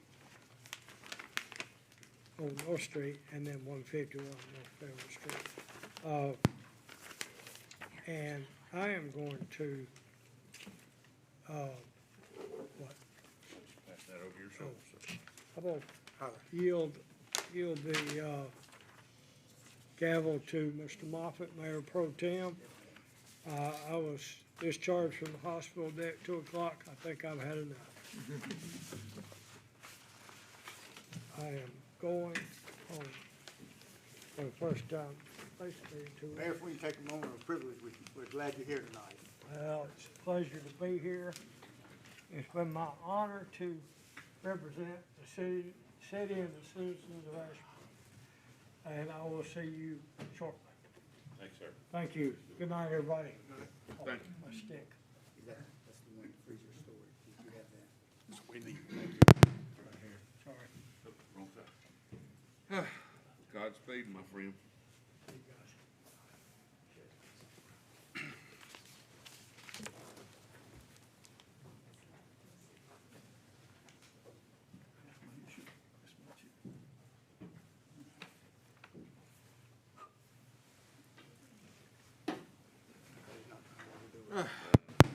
Maybe you learn. Slowly but surely. Council, let's, I just want to take just a moment before we get back to our normal business and just express what I presume we're all thinking, what a wonderful delight that was to have Mayor David Smith back with us and in this chair where his rightful position where he should be, has given so many years of very dedicated service. Joey, I know you have a fine example in your father, but I think Mr. Smith has done well to demonstrate how this is to be handled as well. So I hope we can all follow through with that, but just was delighted to see. Well said. Was. All right, Mr. Lutt, back to work. Yes, sir. So I believe David did, but I will reiterate it if so to open the legislative hearing on case RZ 2519. Take us forward, please. All right, yes, sir. So the applicant for this case is Asheboro Hosiery LLC, and they are one of the owners along with Charles E. Brown. The requested zoning is a 086 conditional zoning district. Just a little history, rezoning history. The property, this is 3 properties, 2 of those 3, not 151 North Fayetteville Street. They were rezoned by the council in 2023 from a combination of industrial and downtown commercial to OA6. This hearing has been properly advertised with the required notice being provided at the dates on your screen. So there are several addresses associated with this request. The primary are 159 North Historic, Abbey McCrary Mill Building, and then 151 North Fayetteville Street, which is an existing law office and among other uses. So there are 3 parcels, 3 PIN numbers in this request. Those 3 PIN numbers total 2.86 acres in size. This is in the heart of downtown, so of course the corporate limits. The current use is the vacant Abbey McCrary Mill, and again, the multi-use law building. Again, being downtown, this is in Tier 1 of the Center City Planning Area Overlay District, and utilities are available. Looking at transportation, both West Salisbury and North Fayetteville Street are state-maintained major thoroughfares. North Street is a local city-maintained street. Salisbury is very close to capacity at 12,500 cars a day. North Fayetteville Street is at 10,500 cars a day. That's actually a decreasing number. You go back 10 years, and that number was closer to 15,000. And West Salisbury Street is scheduled for resurfacing in the near future. Looking at surrounding land uses, to the north you have the Old City Cemetery. To the south is commercial. To the east, you have a mixture of commercial and governmental as well to the west. And you'll see that on this map. There is a little bit of residential in the Church Street lofts as well. But purple, industrial, the dark red is the downtown commercial, and the lighter red is the general commercial. And of course the blue is the OA6. This shows the downtown overlay map with the property in orange, Tier 1. This is the utility map and topography. When we say utilities are available, they're really available. There's actually a water line that encroaches into the Abbey McCrary building. And this is an aerial view of the properties. I will go through these quick. I know the applicant has a drone video to show you, but this is looking at the Acme Mill from the railroad. This is looking at the mill along Salisbury Street. This is looking at the mill along North Street. This is the parking lot across from the mill. And this is the law office, 151 North Fayetteville Street, and its parking lot. We'll look at the site plan as I kind of go through the staff analysis. So you'll see the Acme McCree Mill building is proposed to be the same footprint as it is now, including part of the building does encroach into the railroad right-of-way. The areas in green are proposed landscape and green space areas. Areas in blue are proposed outdoor rec area. There's some indoor rec area proposed as well. You'll see some additional green space in the parking lots. You'll notice that the 151 North Fayetteville Street building is proposed to be removed and replaced by parking. I will note that while the Acme McCree Mill is listed on the National Register of Historic Places, it is part of the Downtown Asheboro National Historic District. It's also listed as a local landmark. The 151 North Fayetteville Street building is not listed as a landmark. It is not part of the Downtown Historic District, so it is not a contributing historic structure. The proposal for the Acme building is 151 units, so this is an exclusive residential request. 77 one-bedroom units, 72 bedroom, and 4 three-bedroom. When you look at the parking, you'll see 155 parking spaces proposed for the project. Now, I'll dive in a little more with regards to parking. I'm going to use numbers. I hope I can keep them straight and understandable for you. For a project like this, a multifamily adaptive reuse, this would be adaptive reuse, taking the mill to multifamily. The zoning ordinance requires 1 parking space per unit. The ordinance also allows for abutting on-street parking spaces to count towards that minimum parking requirement. So that's why on the site plan, you will see 28 spaces along North Street. Those will remain public parking. However, the zoning ordinance does allow them to count towards their minimum parking requirement. So again, the total number of parking spaces proposed is 155, which does meet the minimum number required by the zoning ordinance. However, 25 of those spaces are proposed to be compact spaces, meaning they do not meet the minimum size requirements, which are 9 feet by 18 feet. And also 39 parking spaces that will be on the property. They do require access through the railroad right-of-way. And you'll kind of see that at the top of the screen, where some of those spaces are smaller. And while they are on the property, they are accessed through the railroad. Going a little further on the parking issue, the recently adopted Central Business District Parking Study and Strategy did analyze the potential for this project and its impact on public parking inventory. In addition to this project, the parking study also took into account the Trade Street renovation project, the former PNC Bake Building, that is the boutique bank hotel, and the Gerald Center City Garden. When the study analyzed those 4 projects and coupled that with 2030 growth projections, the study found that public parking inventory will remain available and additional inventory is not warranted. Looking a little harder at the numbers the parking study used, the parking study projected that there would be 132 parking spaces available for this project. As you're seeing tonight, the proposal includes 155 parking spaces. The primary difference being the parking study did not account for the additional parking provided by the 151 North Fayetteville Street property. And it does break down, what spaces are in the railroad right-of-way, North Street, and private surface lots. The asterisk being that while all the spaces tonight are proposed on private property, they do require some railroad access, and some are smaller than typically permitted. So kind of the summary of all that, when we look at this site plan against the standard ordinance requirements, there are only 2 deviations. That is the location of some of the parking. It is closer to the streets than typically would be allowed.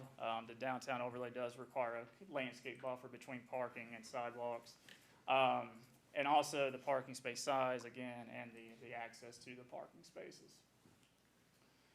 I'll move on to the proposed conditions. So this would be a multifamily dwelling project, not to exceed 151 units.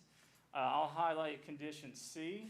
This would allow up to 7,500 square feet of gross floor area to be utilized by non-residential uses that would be typically permitted in the OA6 or B3 zoning districts. And that would not constitute a modification that would have to come back to council for reapproval. So if the applicant did choose to dedicate some of this residential area to non-residential uses, that potentially could be done up to a certain limit without having to go back to council. Condition D speaks to, again, part of the building is located in the railroad right-of-way. If demolition is required, as long as that is done consistent with a certificate of appropriateness issued by the Randolph County Historic Landmark Commission, that would be not a modification of the council's approval. That could be reviewed at the staff level. Condition E speaks to parking. If the applicant is able to acquire more parking, whether it be through property or lease with perhaps Pinnacle Bank or perhaps the railroad, if they are able to acquire more parking, control more parking, that would not constitute a modification of the approval. And that is the last condition I really want to highlight. The rest are kind of standard site plan review and recording documents. So turning to the land development plan, this is part of the town activity center on the proposed land use map. It is a primary growth area. It's in the central small area map. There are several goals and policies that support this, considering it's compatible with surrounding uses, it's compatible with the proposed land use map. This would be the adaptive reuse of a vacant structure, and there are no environmental concerns. The plan does speak to having mixed-use development in many areas, and also a combination of non-residential ground level uses with upper floor residential. There is a condition that would allow for non-residential uses. So there still is potential there to get a mixed-use type in project through this request. The planning board did hear this request last month. The recommendation is to approve. Attaching the conditions is summarized, and they adopted the consistency and reasonableness statements on your screen, speaking to its consistency with land development plan goals such as adaptive reuse, and its reasonableness given its location in downtown, and also there being a recent rezoning request to put two of these properties into an OA6 district. So again, your action items tonight are to adopt a plan consistency and reasonableness statements. If you agree with the planning board, you may simply adopt theirs or articulate your own, and then to approve or deny the zoning map amendment, attaching conditions if approving. I'll be happy to answer any questions you may have. Well, let's start with C.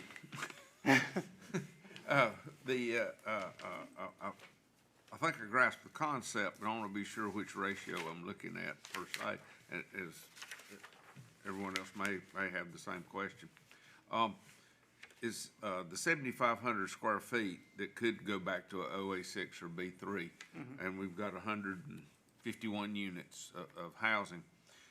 If they were to, is there 7,500 feet undeveloped, or is there 7,500 feet that they may convert so the 151 would go to whatever, 130, would decrease by that amount? My understanding, I believe maybe the applicant can speak to this. I believe our understanding is they do plan to fully utilize the square footage of the mill building. So this would be in lieu of residential. In lieu of, so the 151 fully utilizes it, but they may reallocate or repurpose 7,500, which is fine and dandy. I just want to be sure I understood the particular ratios. Yes, sir. Okay. Anybody else got? You mentioned North Street would remain public parking. It would be amenable, I mean, that they could use it. Yep. Do you recall required write-off what the parking restrictions are? Are they limited in terms of hours? I want to say the majority of North Street in that area is all day. I think maybe include all night? closer. Does that include all night? I'm sorry, what was that? You said All it's day and all night. All day. You know, Oh, yeah, yes. You can leave the car there 24 Yeah, hours. all day parking. Okay. Yeah. And then, but presumably that'd be, for a residence. but I think there is some time limited parking closer to like Taco Loco in that area, but I think the bulk. That was the purpose of my question, is whether any of that was So Trade Street down there might ought to be something different or whatever. Yeah, I believe you're correct there. Which has got nothing to do with these numbers and the rules and the counting, but just, Yeah, Just for edification. yeah.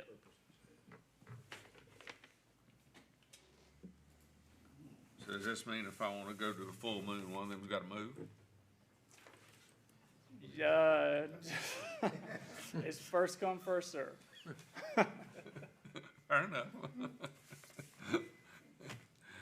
Anyone else? Does anyone have a sensible question? Not right now. Okay. All right, if you've concluded, I guess we'll call on, Mr. Will Hoyt to, I presume, is representing the applicant to give us the pros, and then we'll see if there's any cons. Although, judging from the grand audience you have to present to here, Yeah, you got that right. Let me tell you something. This is my 4th city meeting this week. 2 of them are here, 2 of them elsewhere. Around decided to meet on the 5th after the 4th, and we met in Trinity interviewing new city manager applicants. This has been fun, whistles and games. My wife looked at me and said, I'm going to the beach. well, this is my next to last one, and I may go with her. I know you guys are chomping at the bit. Thank you for hearing us tonight.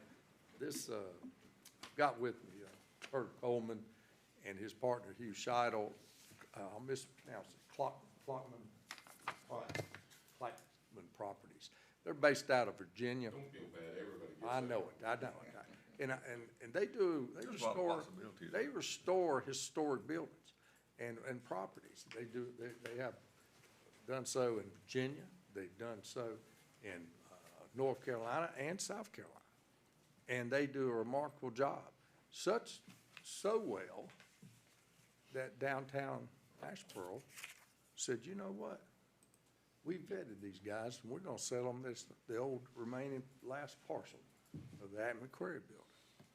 And they have a vision down here, which has already been created somewhat in some other old, B&H and the other part of Adam McQuarrie, bringing people back downtown. But they're also gonna step forward and produce some really needed housing apartments in the downtown area. And I think that will only enhance what people look down here. I mean, I call him Wild Man Al Pratt. He's gonna try, they're working on that, the old, bank building down there, Savings Loan, the old round off Savings Loan. And they've got big plans and they're working on it. And if you have an office right around there, you can hear them working over there, redoing. But tonight, what we'd like to do is this. I've got with us also Adam Carroll.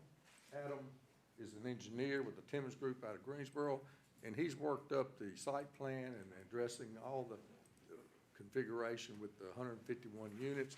And if they decide to use the 7,500, I'll certainly let them talk about addressing that.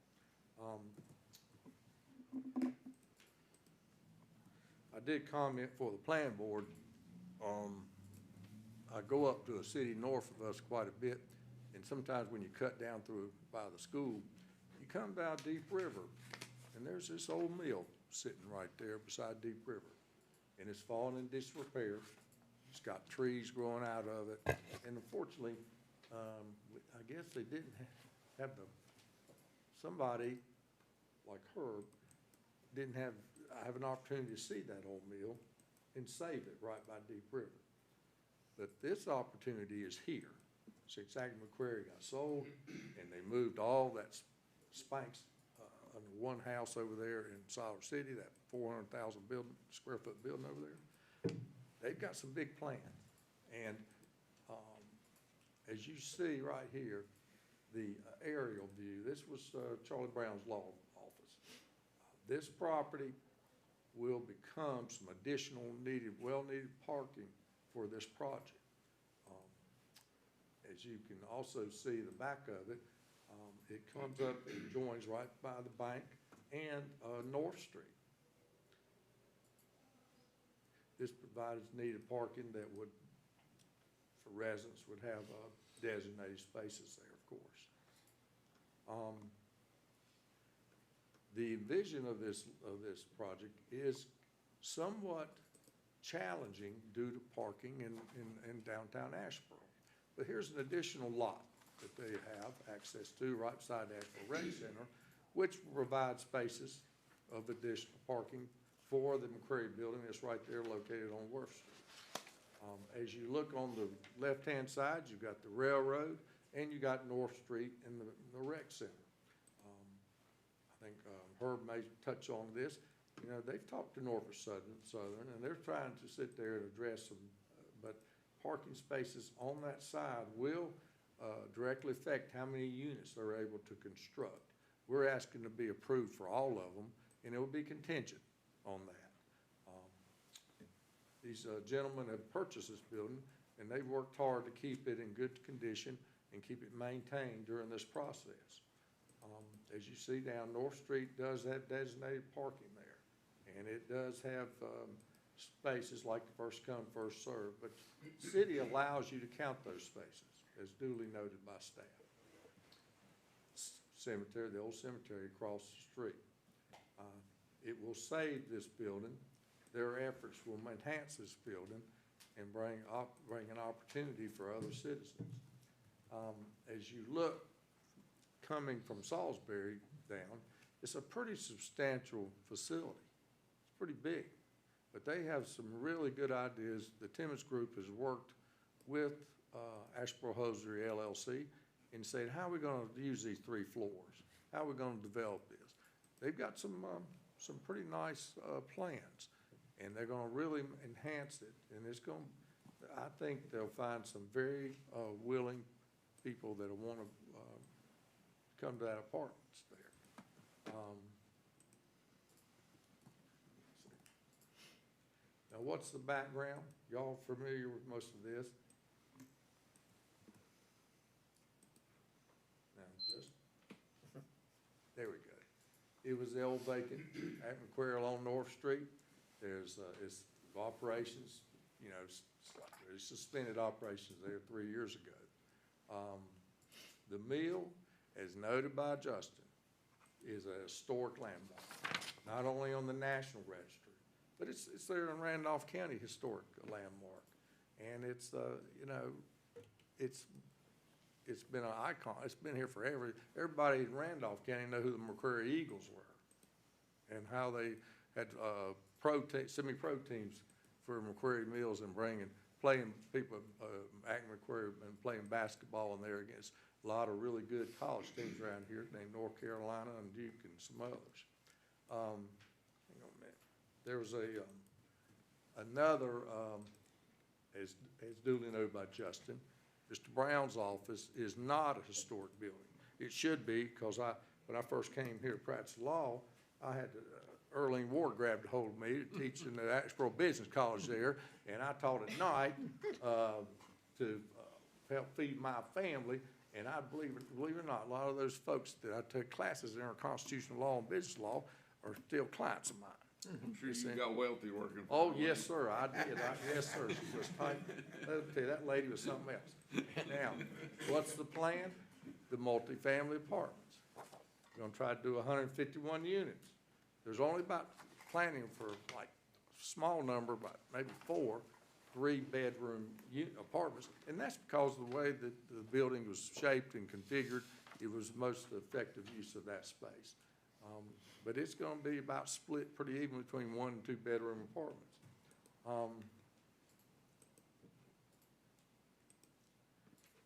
The recreation space plans, Timmons Group, as they worked with the developers, is this: you know, possible rooftop pool. You're gonna have fitness areas, and you know, they're gonna have some type of clubhouse where they have functions, everything from anniversaries, birthday parties, to everything else of the residents. Now, parking is obviously one parking space needs to be designated, you know, basically per unit, especially if you're going to get a loan. And the ordinance does allow that North Street to count parking spaces there, and the North Fell Street, Mr. Brown's property, expands. There's about, I think Justin commented on this. As you're looking at parking, 28 North Street parking spaces are there. You've got,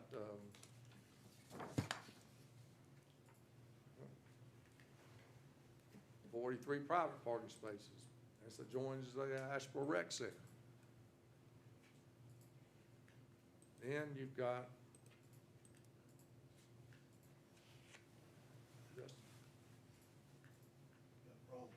yeah, let me see. I think Justin Ward battery. There it is. 39 the compact, and there's 45 Mr. Brown's lot. Just make sure you hit that button right there on the side.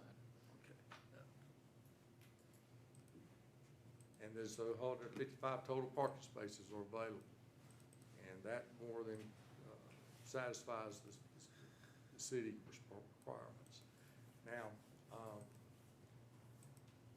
I attended one of the Walker Consultants where they met at the rec center, and they were going through and looking at the inventory of parking in the city as they addressed it. And they're concluded, I heard him comment on the fact that by 20 and 30, even with looking at all the various projects, they did not think that the city needed to be greatly concerned of having to come up with additional parking in the next 5 years. But that seems to be, the current inventory seemed to be satisfactory.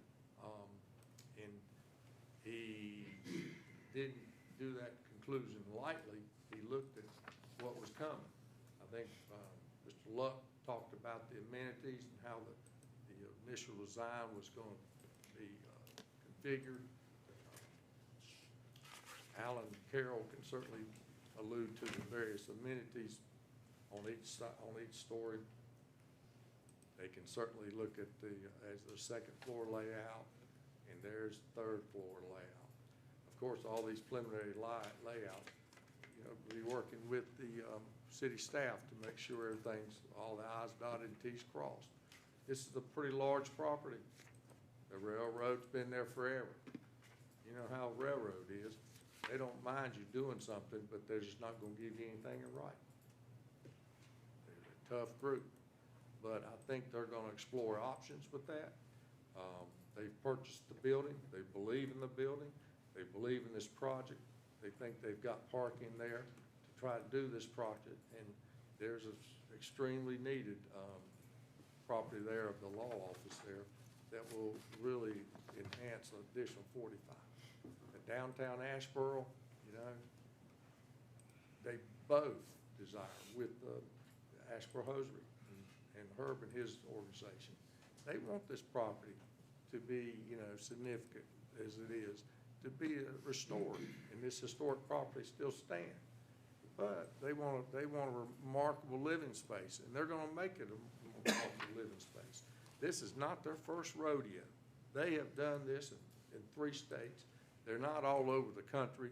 They pick and choose projects, and they're very selective. And they feel like they have the same vision, and they feel like that this downtown Asheboro sold it to them. They have restrictive covenants on there. They can't just go in there and tear something down. They gotta get not only state approval, but you gotta get the local Randolph Historical Commission approval. So this is not something that they just got a carte blanche open check to do anything they want with. The proposed conditions that the city and the applicant have agreed to is, look, you know what? We'll make sure we discuss this with you, and we're gonna get everybody on the same page. That 7,500 area, that, if they decide to go that route, it has all kinds of options. Restaurants, retail, whatever.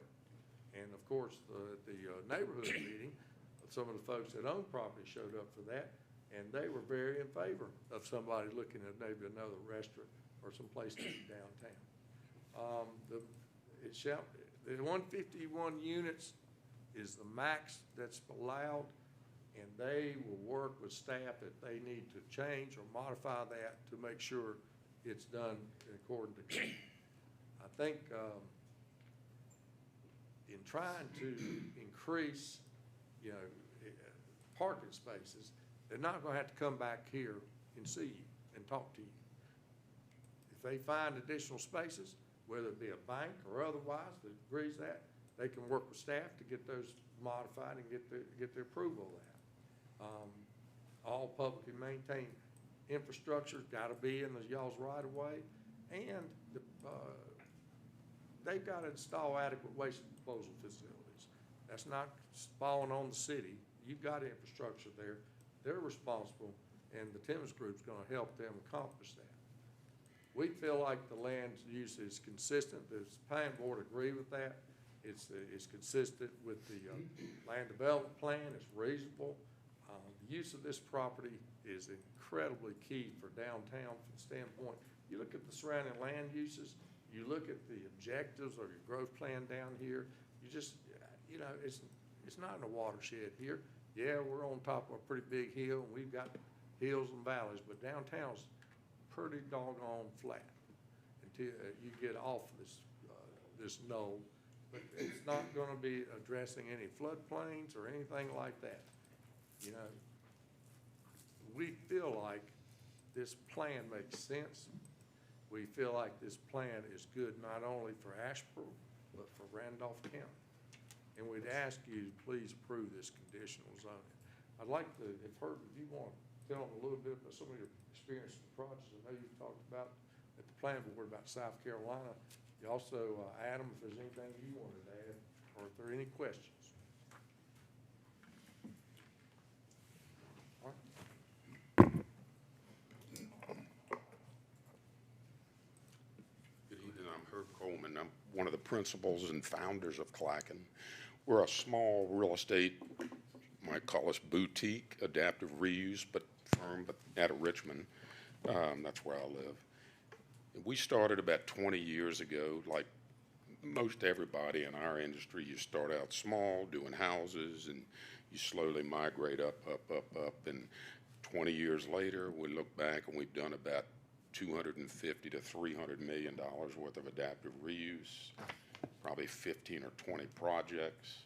Our last project was in Columbia, South Carolina, which is the old Bull Street property, if you know that. The Babcock building is the old Civil War era hospital that sits right in the middle of and it's 250,000 feet, and we did that one.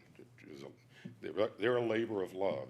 They're incredibly complicated. They take years to tee up, but once you get them done, they're like your children. You can't give them up, right? So we end up keeping 90% of what we own, and we have a property management company that we started that, you know, that manages them for us. You have a terrific building here. I've been in many, many mills where you let the roof go and the building goes like that. So we're very concerned about keeping water out of the building. But you have a great building and a great we're the guys that did Winston Factory Loss in Winston-Salem. And we were the second multifamily developer in Winston-Salem, and they looked at us like we were nuts. The old Haynes knitting factories there, we did those. And they looked, and we're like, it's 2 blocks away from the best bar in Winston-Salem. And it's been it's incredible success, and to watch what has happened to Winston-Salem over the last 10 years is just amazing. But you've got to get people living down here. And by the way, I don't think Bob mentioned this, but one of the restrictions that was put on us is this can't be affordable housing. It has to be market rate, which coincidentally is all we do, is market rate. So, so that's perfect for us. A funny story about how I find the buildings is I follow rivers and railroad tracks. Mm-hmm. You know, that's kind of how you find old textile mills, right? And so we did the Hawthorne Mill in Charlotte, North Carolina, which is in Plaza Midwood, a number of years ago. I'm coming back from Hawthorne, and I was driving through here, and I saw that Acme McRae was no longer in business. So I stopped in, and you were the first person I met. And that's how we started talking. You know, it's just very lucky. So, but anyway, we're trying to work through all the complicated issues. A big one is the railroad. You guys and gals probably know how tough it is to work with the railroad, and we're getting a good dose of it right now. Because this will be a HUD finance project, which doesn't mean anything about affordable or market rate, it's just the type of loan. You've got to have a building that's unencumbered by, and part of this building sits in the railroad right-of-way, unfortunately, the newer section. So we're trying to get to the right people at Norfolk Southern, but you know how that is. That's nearly impossible to do. So we've hired a consultant to help us on that, and we're also the guys doing the Pilot Life building at Sedgefield, just as coincidentally. So we're working on that one as well. So this is what we do. You know, there are a lot of easier ways to make a living, but it's a labor of love, and the buildings are special, and when they're done, they're one of a kind. So anyway, I don't know what questions I can answer of you guys, but I'm here if you have any questions. Well, thank you for making the trip from Richmond, number one. You're welcome. And then number two, Bob alluded to this, but just to get you on record, are you amenable to all of the conditions that have been presented? Yeah. Okay, thank you. Yep. Well, to the extent that the railroad has some issue or potential issue with it, is that if you cannot get the railroad cooperation, is that going to, it will diminish your number of units, obviously, but will that scuttle your whole project? It won't derail it. Right. Well, it could. It could, unfortunately, because the newer section of the building encroaches on their right-of-way. And what HUD is going to require is a 40-year lease, which is coterminous with a loan. And so, and we understand that railroads don't like to give long-term easements or leases. Now, our position, when they said we're not going to do that, so you just did one right across the railroad tracks on the senior living. That building encroached on the railroad. They gave them a long-term encroachment lease. And you know, when you talk to the railroad, they're like, well, we don't do that anymore. You know, so it's a challenge. It doesn't mean it's over with.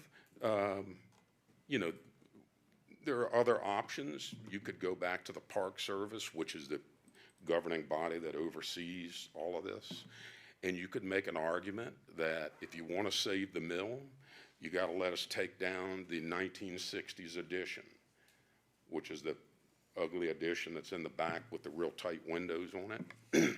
That's the building that's in the railroad right away. And so, or in the, you know, in their property. So would they let you do that?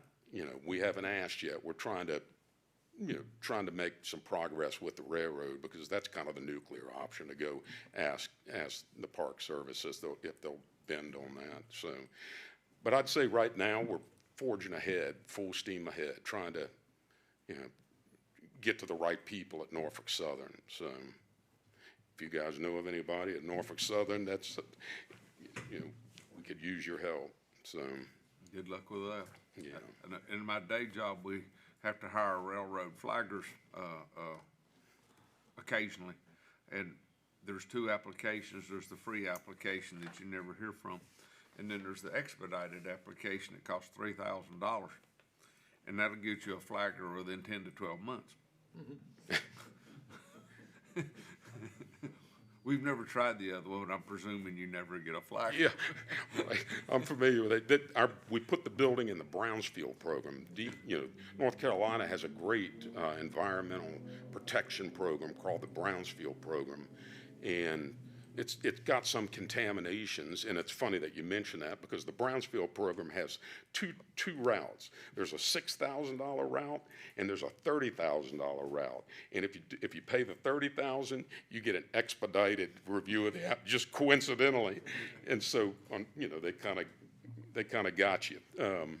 And so if you choose the $6,000 route, they'll talk to you in 10 years, probably. If they talk to you. If they talk to you. So we obviously chose the $30,000 route. That's how they decide who's serious. Yeah, exactly. So, you know, there's so many hurdles in these projects. You know, obviously the construction and the design, but things like the railroad and the environmental, and then you have to go through the lending hurdles, and there'll be noise calculations because of the train coming so close. You know, there's all these hurdles. So it'll be a number of years before we start driving nails, unfortunately. But it's just a fact of life. You have to do that to, you know, to get them over the goal line. So. I assume the 7,500 feet that was brought up earlier, that would be a possibility of being retail of some sort. We put it in there because we heard from various people that restaurant space is needed downtown, so we wanted to be accommodative. You know, if there's a need, we don't know where it would go really. I mean, we kind of blocked it off in the building where we think it would go, but we wanted to put a placeholder in there in case we wanted to put a couple of restaurants on the ground floor. So Do you have those in your other developments, or it just depends? we have commercial in our other developments, yeah. So we've got, probably 15 or 20 commercial tenants in various buildings, but we're mainly multifamily guys, so we can spell commercial, but we prefer to do multifamily, but we know that in some instances, like here, it might be the highest and best use to put a little bit in there to attract some more, pedestrian traffic to restaurants or bars or whatever you put back, in there. So yeah, that's the reason we put a placeholder of 7,500 in there. So. And Joey, to your question, this conditional zoning, if approved, it would authorize retail. Any further questions?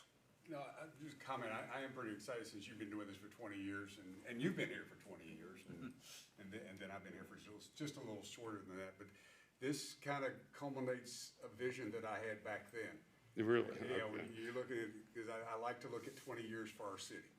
And when we first put our little bio, even before Forbes said we were dying, I had to do a little bio, and I was talking about reutilizing these vacant spaces that we had downtown. And Acme wasn't vacant at the time, but you could see it coming.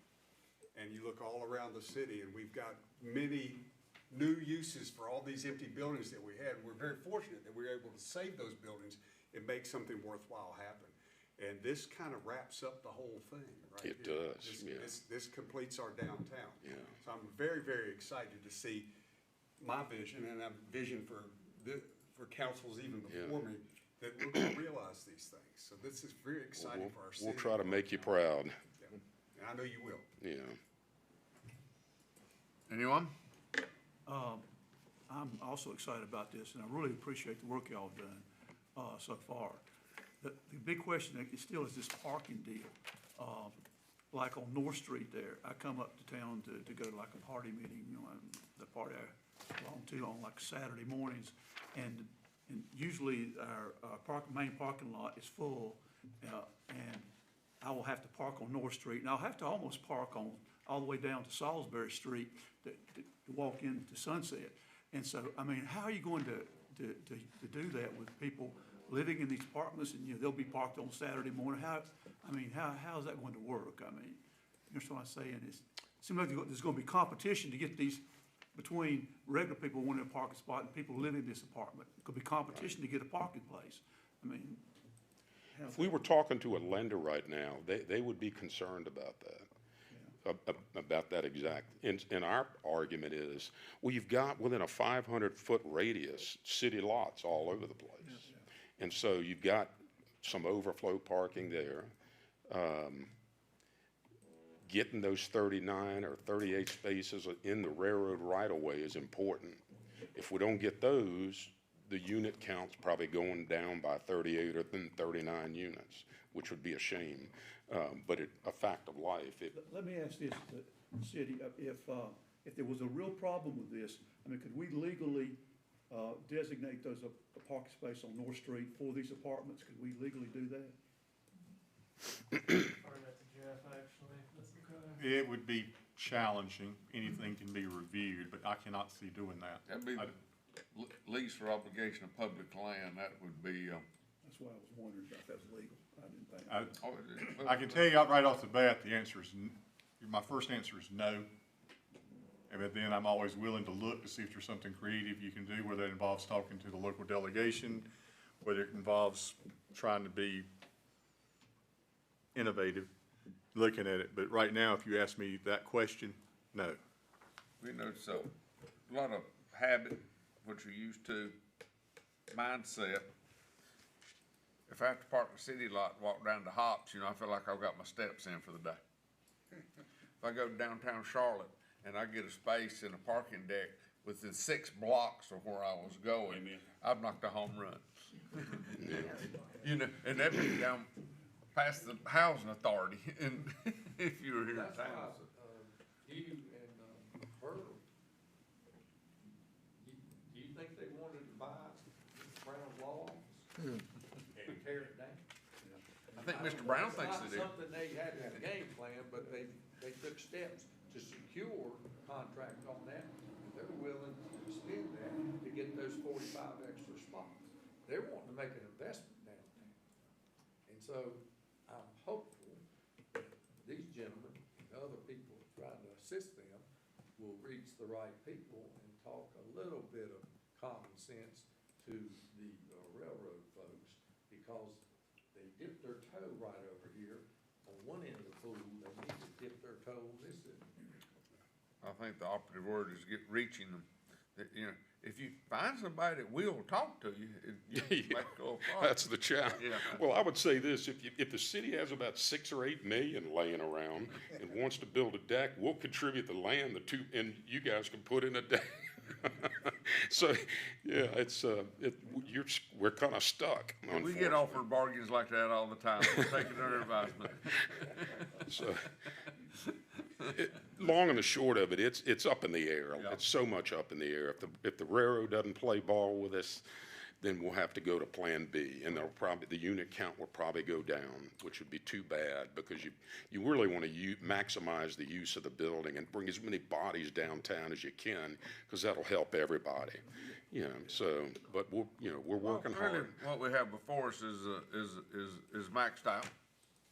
You know, so that's what we know to consider. And then as you get more details and address it, it can only shrink. Yeah. So I think we've got a good overview of that. Are there any other questions for the applicant? Just thank you for choosing Asheboro. Thank you. Thank you for choosing Asheboro. Thank you. Thank you for following the river and the railroad. What's that? Thank you for following the river and the railroad. That's right. Yeah. So, Is there anyone else to speak with your group? well, I don't know if Adam's here. He's with Timmons, our civil engineer. Yeah, I'd say if you have questions, I believe it's highly conceptual at this nitty-gritty point, questions but, about design, he's the man to I talk. would say, Herb, I mean, you can speak to May Hosiery in Burlington, I mean, the parking situation was far worse there than it is here. I mean, that was probably the real line. Yeah, I think from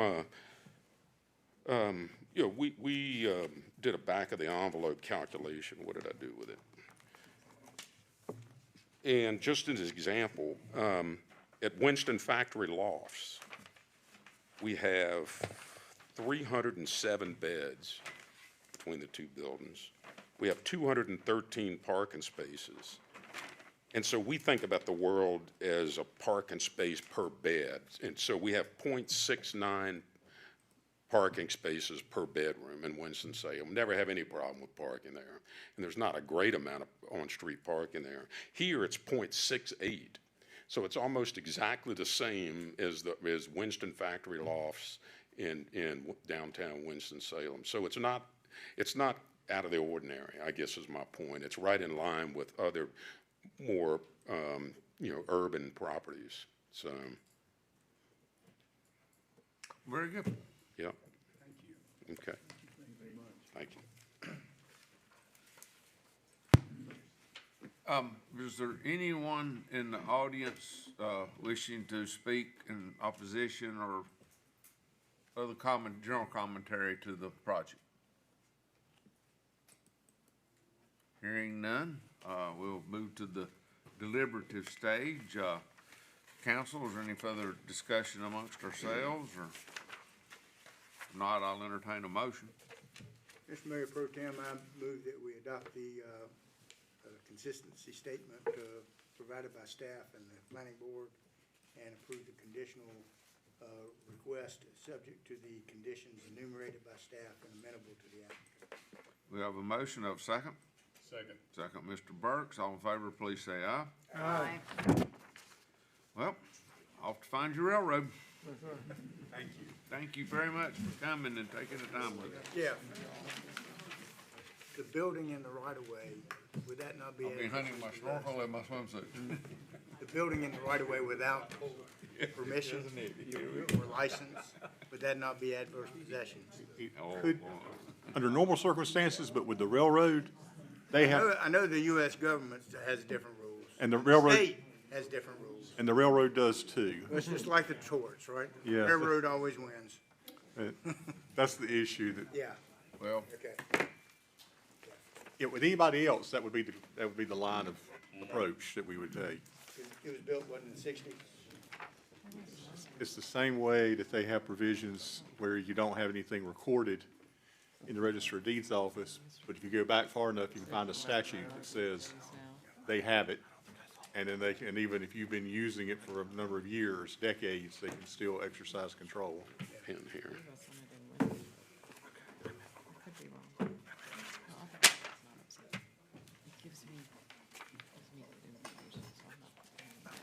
By the way, that's not me criticizing the railroad, just acknowledging the reality of Just the the situation. realities of the law.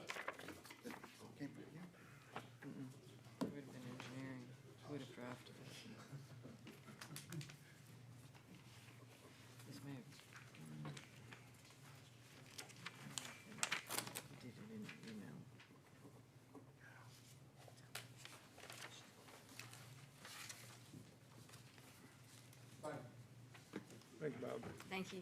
thank y'all. Hope to see you again soon.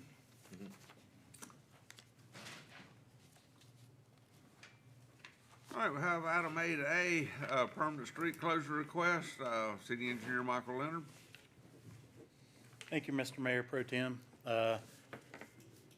This is, engineering staff has received a request along with a plat. The plat has been, let's see if we've got it's for the closing of a section of Mark Avenue, east of Pepper Ridge Road. Section of the right-of-way has not been built as of yet. And this plat, or this has been received by all adjoining property owners requesting this closure. This is the plat here. I think Mr. Lanier is here to speak on this.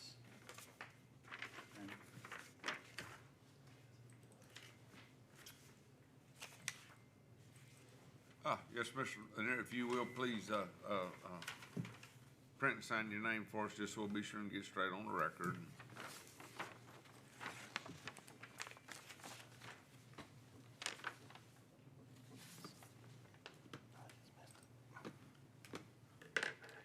Very good, thank you.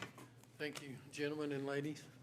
And here to speak on behalf of this project. It's essentially is a dedicated public right-of-way that was never opened.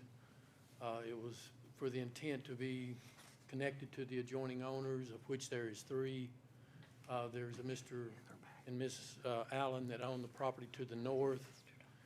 And then there's Mr. Riggs that owns the property to the south. And then a Mr. Aaron Joseph Hazen owns the two properties to the east, which is approximately a 6-acre and an 8-acre tract. Mr. Hazen is proposing to access his tract through the adjoining 6-acre tract that he has that abuts the city street to the north. Thank you. Mr. Riggs abuts Pepper Ridge. I guess it's Pepper Ridge, if I got my street names correct. His access is through that and does not have any interest in accessing through Mark Avenue. Mr. and Ms. Allen, who live to the north, are asking for 100% ownership and is agreed upon per the drawing and acknowledgement of the signatures by Mr. Hazen and Mr. Riggs and the Allens. I was an owner of previous record and sold the property to Mr. Hazen, and thus am not involved, but was initially involved because I was one of the owners in previous title. So Hazen's gonna tie or have access from Timber Lane, so there's no Yes, sir. landlocked land here? That is correct. Okay, It is all part of the county with a very small slither of the property Mr. Hazen has is within the city limits. Mark Avenue itself is in the city, but a very minimum amount of the land falls within the city. It would be well and septic, no services are being asked of the city. Any thoughts or other questions I may have, be happy to answer. Just curious, when it was recorded as a plat and unopened, was it all part of one, was the Allen tract, the Hazen tract, the Riggs tract, and the unopened right-of-way, all one parcel? That's correct. The ridge tract to the south, Michael Ridge, or Gary Michael, I get my names back and forth, he goes by his middle name. He combined it with the lot that he has to the west. He owns 2 lots and his residence is there. Yeah. He wanted the land behind him to gain access just to a wooded area abutting the creek.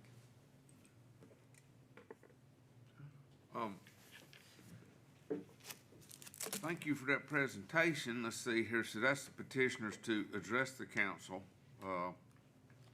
Is there any further questions for Mr. Lanier?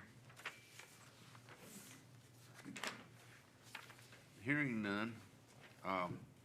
Is there anyone else in the audience to speak on this request? Seeing and hearing none. Is there any other further questions for Mr. Leonard? All right. We'll entertain a resolution of intent if that's the council's wish. Mr. Mayor Pro Tem, I move that we approve this resolution of intent to permanently close a section of unopened right-of-way for Mark Avenue. Have a motion by Ms. Heath. Do we have a second? Second. Second, Mr. Burks. All in favor, please say aye. Aye. Motion carries. There you go. It's closed. Thank you. No, well, I'll just clarify on that. The resolution of intent actually starts the process. There will be the public hearing, but because of advertising constraints, the resolution gets us started. We will not have enough time, since we're meeting on November the 6th. The way the calendar falls, December the 4th, that's too short a time period to get the advertising done. So this will be back on. We will advertise. It'll be posted on the right-of-way, and it'll be mailed to adjoining property owners that a hearing will be held on January the 8th, assuming that's the date you do set. Are you clear? I'm not coming. Yes, that's, it's January the 8th. Everybody's gotta come back. That's too old a business. You are absolutely correct. That is not. We're gonna give you one shot. It's this old business. Yeah, we're only gonna hit you with one thing from this last time for December. This will be for January the 8th, and anyone who's interested at that point should be here for the hearing, because the hearing will be determined to hear if anyone thinks it's detrimental to the public interest or harmful to a property owner. Art, does that sound all right to you? Sounds fine to me. Okay, all right, that's good then. That's what we got. And our next item, back to Pineview Street, Mr. Leonard. Excuse me. Thank you, Mr. Moffitt. This is an agreement between the City of Asheboro and the NCDOT for your consideration for U5771 Pineview Street project, consisting of water and sewer line relocation, water line betterment upsizing from the 12-inch to a 16-inch, and is associated with the widening of SR 1712 Pineview Street from West Sylvan Street to US 220 Business. For the estimated cost for this from the city would be $996,411.11, and we're looking to pay this or get this paid in installments. The first fiscal year 25-26 would be an installment of $24,864.54, and that's for engineering services. The remaining would be in two equal installments for the fiscal year of 2026-2027 of $485,773.29, and fiscal year 27-28 for $485,773.28. And staff recommends adoption. Now, will we actually we won't have to contract this work, it'll be part of the work that's let to, that the highway department will look after, and it's just a reimbursement through the highway department? Yes, sir. Would that numbers be subject to vary based on bids, or is that a hard number? I think it's a hard number, yeah. Well, the rock clause in it? Is there a rock clause in it? DOT will budget a certain Yeah, allotment. it'll be unclassified excavation if it's with the highway department. There'll be no rock clause. armed with that, and that'll get us the same diameter that's out there where it's tying into, is that? Yes, Correct. 16, yeah. All right. To your point, the Piedmont Triad Regional Water Authority connection will come down and tie into this. And verbally, the county has agreed to increase the size of that line from a 16 to a 24. So we may have to revisit and see if it's an advantage for us to also increase our line. That may come back later. We've got to wait and run the hydraulics on it. That'll be determined later. So this may come back to you. There may be a third installment. County's numbers and Piedmont Triad's numbers is about a 20% increase because of pop size. But that would more than take care of our future needs. So if we had a lake go down, the water plant went down, that would supply the city in emergency condition. But that 16 to 24, that's on this line? Correct. Not this line? Not this That's line. correct. Yeah, ours would be a 16, but we may. So that'd be the transmission line. We may come back and ask to increase ours to a 24 as well. We just don't know yet. To go over there to our Randleman feed. Correct. And so that would also allow for more supply to the eastern side of the county. Okay. That's undetermined yet, but just want you to have a caveat that it may come back later. But this, because this is tantamount to actually the setting of the highway contract that we're gonna participate and go in, because Correct. if not, they'll just leave it alone. Yes. Yeah. Or they'll just. And then if it's in the way, we gotta remove it on our. Correct. Yeah. Yep. Relocate it. So then you just, all right, very good. Well, is there any further questions? Not a question, but just a comment that I've already had some conversation with Mr. Duncan and staff about the need for communication when this project gets going with the residents, the industries that are in that area. It's just gonna be critical. that Let's we tell Brian communicate Lucas, he'll tell his tenants. And just educate people about what's going on. Oh, they're gonna know it. Yeah, I know. I know they are. I've seen the preliminary drawings. That's a lot of work's gonna happen there, but it's definitely, it's needed. That interchange and nexus. It's woefully under right now.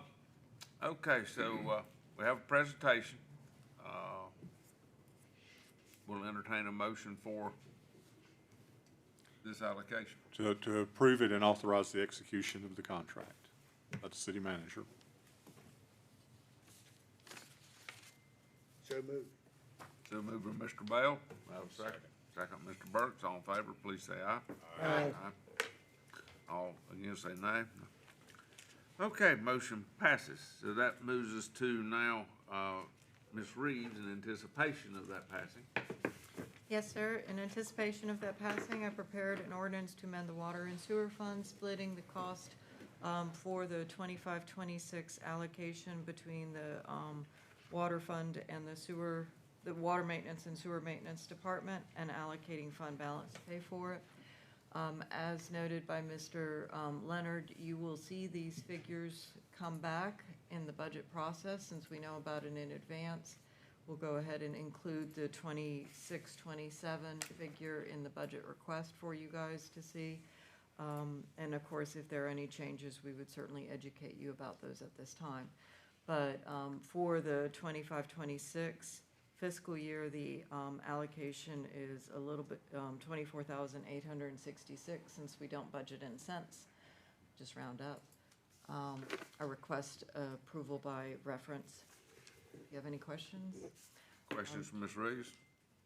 You'll want to talk to Mr. Leonard. I'll entertain a motion. Mr. Mayor Pro Tem, I move that we approve this ordinance to amend the water and sewer fund as presented. Motion by Ms. Heath. Do I have a second? Second. Second, Mr. Burks. All in favor, please say aye. Aye. Motion carries. Very good, thank y'all. Okay, Mr. Sermon?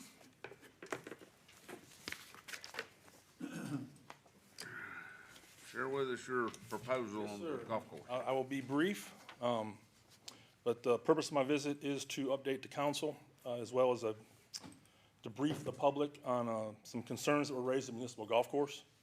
The main concern is around morning play in the general public. The claim is that large groups not affiliated with the city are taking up the bulk of those morning tee times, and with us only being a 9-hole golf course, if you make a turn to play 18, you've taken up until lunchtime. And some people in the public believe that that monopolization is preventing them from getting a tea time in the morning. Some other concerns that have been raised are they would like to see an installation of a tea time scheduling system, advertisement on a master calendar of upcoming events or other conflicts with the course that may keep them from participating in playing. And then they also want to see improved staff communication when interacting with the public. Staff has already started the process. We are reviewing our existing policies at the municipal golf course operation, which is needed anyways because the last time the golf policy was actually looked at in the manual, it's been over 10 years ago. So it is time for that. So we are doing that. We're also looking into online tea time software programs as far as cost, compatibility with our website, and the ability to manage that challenging 9-hole system. But anything we do find for that, we will be back to you for guidance on how to proceed if we do want to go to the tea time system. We also plan to develop a survey. We're trying to get a wider net, cast a wider net than just the few people that have complained to us so far, and to also include possibly members of that group that is being accused of monopolizing all the time. So with all that said, we are looking for a consensus tonight. I will mention, Clark, that this study will take a month, so it will not come back up until January. Gone it. So if that affects y'all giving us consensus to continue, but yes, so we are looking, and we will report back any findings to the council before any action or possible action is taken. But we are looking for that consensus to move forward.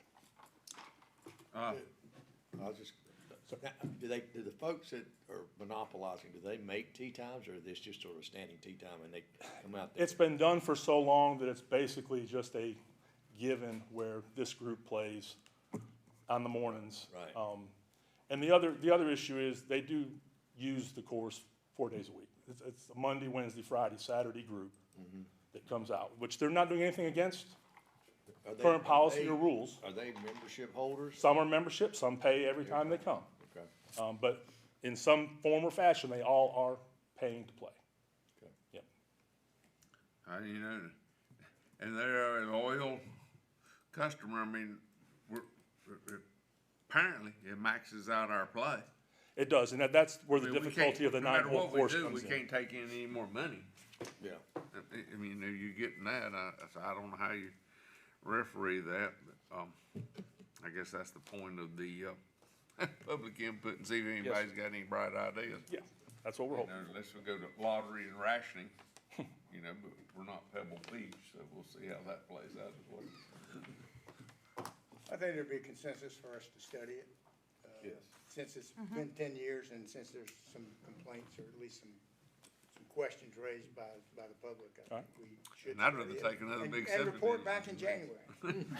We will do that. Thank you, sir. This will be a tough group to referee, I'm sure. But we're gonna put you on the committee to. Oh, there we go. That's a great idea. It's nominated. I don't play golf. Oh, see, you're unbiased. I gave that up years ago. Too frustrating. Here. Okay, we've got item 11, city attorney recruitment selection process discussion. I believe there's some notes here with us in our packets. Oh, I have not read this. Have we read this? Do you want to take this over, Mr. Tucker? Mayor Pro Tem, members of council, due to the impending retirement of our long-serving city councilor, I'd like to ask the board to appoint a committee to consist of the following. 2 members from this current council, and I recommend Mr. Clark because of his profession and his expertise. I recommend the Mayor Pro Tem, the soon-to-be former Mayor Pro Tem, because of his expertise and longstanding with the council. And I ask the council appoint 2 members of the newly formed council to accompany them, along with the HR director and the chief of police. And the reason for the chief of police being that they are constantly in contact with the city attorney's office for numerous issues. And so they probably, of any department, use them the most. I think it would be wise, and then, of course, HR would be second. The current city attorney, Assistant City Manager Trevor Nunnall, and myself will serve as staff. And you have a very limited scope. This group will update the job description and approve it. You have a draft before you, establish a competitive salary range, and then begin an advertising strategy and get that going as soon as possible. And then start working out a timeline of screening, and then an opportunity to start interviewing candidates, which the full new board would be involved in, and trying to select somebody well, we can't replace Jeff, but to fill those shoes if at all possible. And so I think that's the best policy, having some of the old, some of the new, some of the most experienced, and some of the people who are going to carry forward, just because we're in that transition stage, and y'all have the most experience already. And of course, the newly elected mayor would also serve to chair this group and make sure we're convening and moving forward and not letting our feet drag. I hope this is only one round. If we're successful, we would like to have somebody on as soon as possible that could at least shadow Jeff and learn from his processes. And then next, he's agreed to serve in some type of capacity, whether it be part-time or a consultant role, because there's gonna be those questions. Do you remember this conversation? Do you remember where this is at, or what we did, or how do we, what was the precedent that was set in the past? Because he is such a wise and great counselor and well-respected. So I think that's the best we can do under circumstances. I'll just clarify, I definitely agree that I'll always be helpful. Yeah. What happens beyond that, I don't know, but it's just, I'm here to be helpful, not necessarily any other employment. I think it was mentioned too, depending on how lengthy the process does or doesn't get, respondents, that sort of thing, that would be the purview of this committee per se, I don't believe, but we may end up even engaging a temporary outside Yes, firm as an option. Have counsel, so.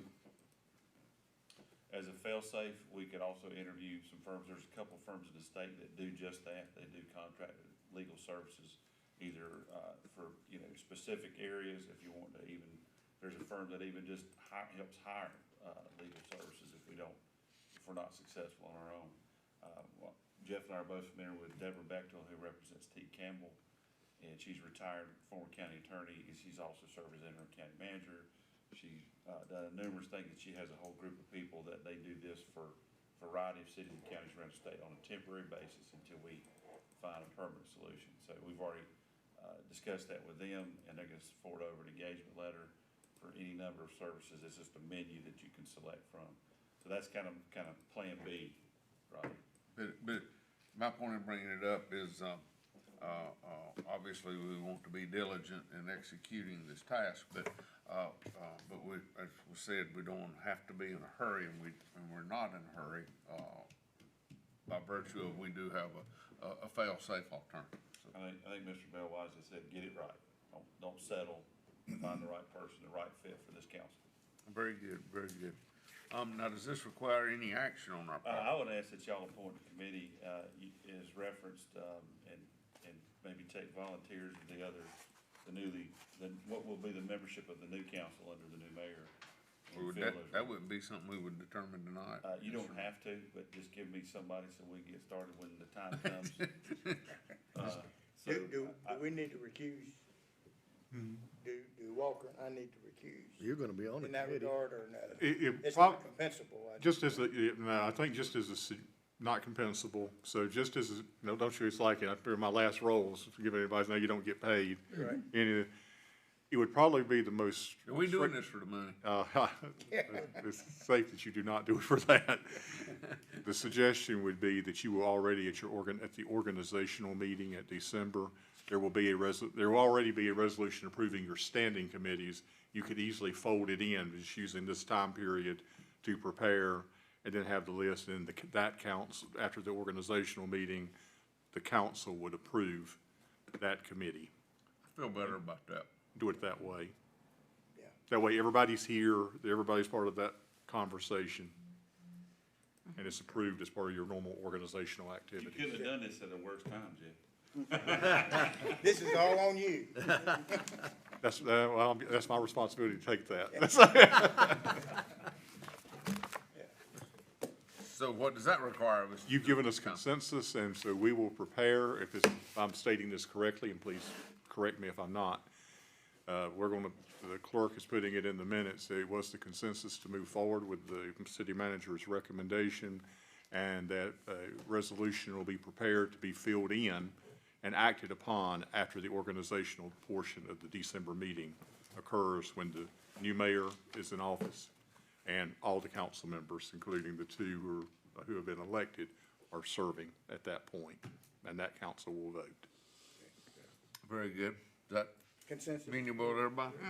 We can see them? Makes sense. Very good. All right, we know what to do there.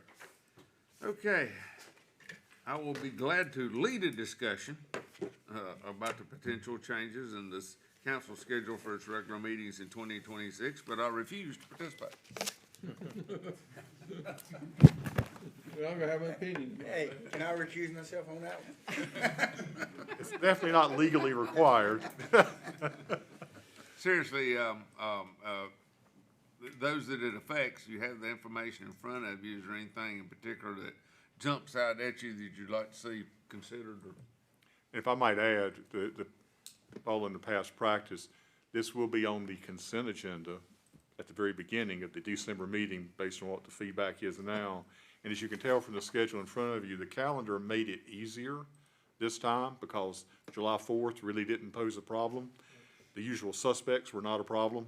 The only thing where there is a little bit unusual as far as on the schedule, but it's not unusual based on past practice for this city council, is that Labor Day is on Monday, September the 7th.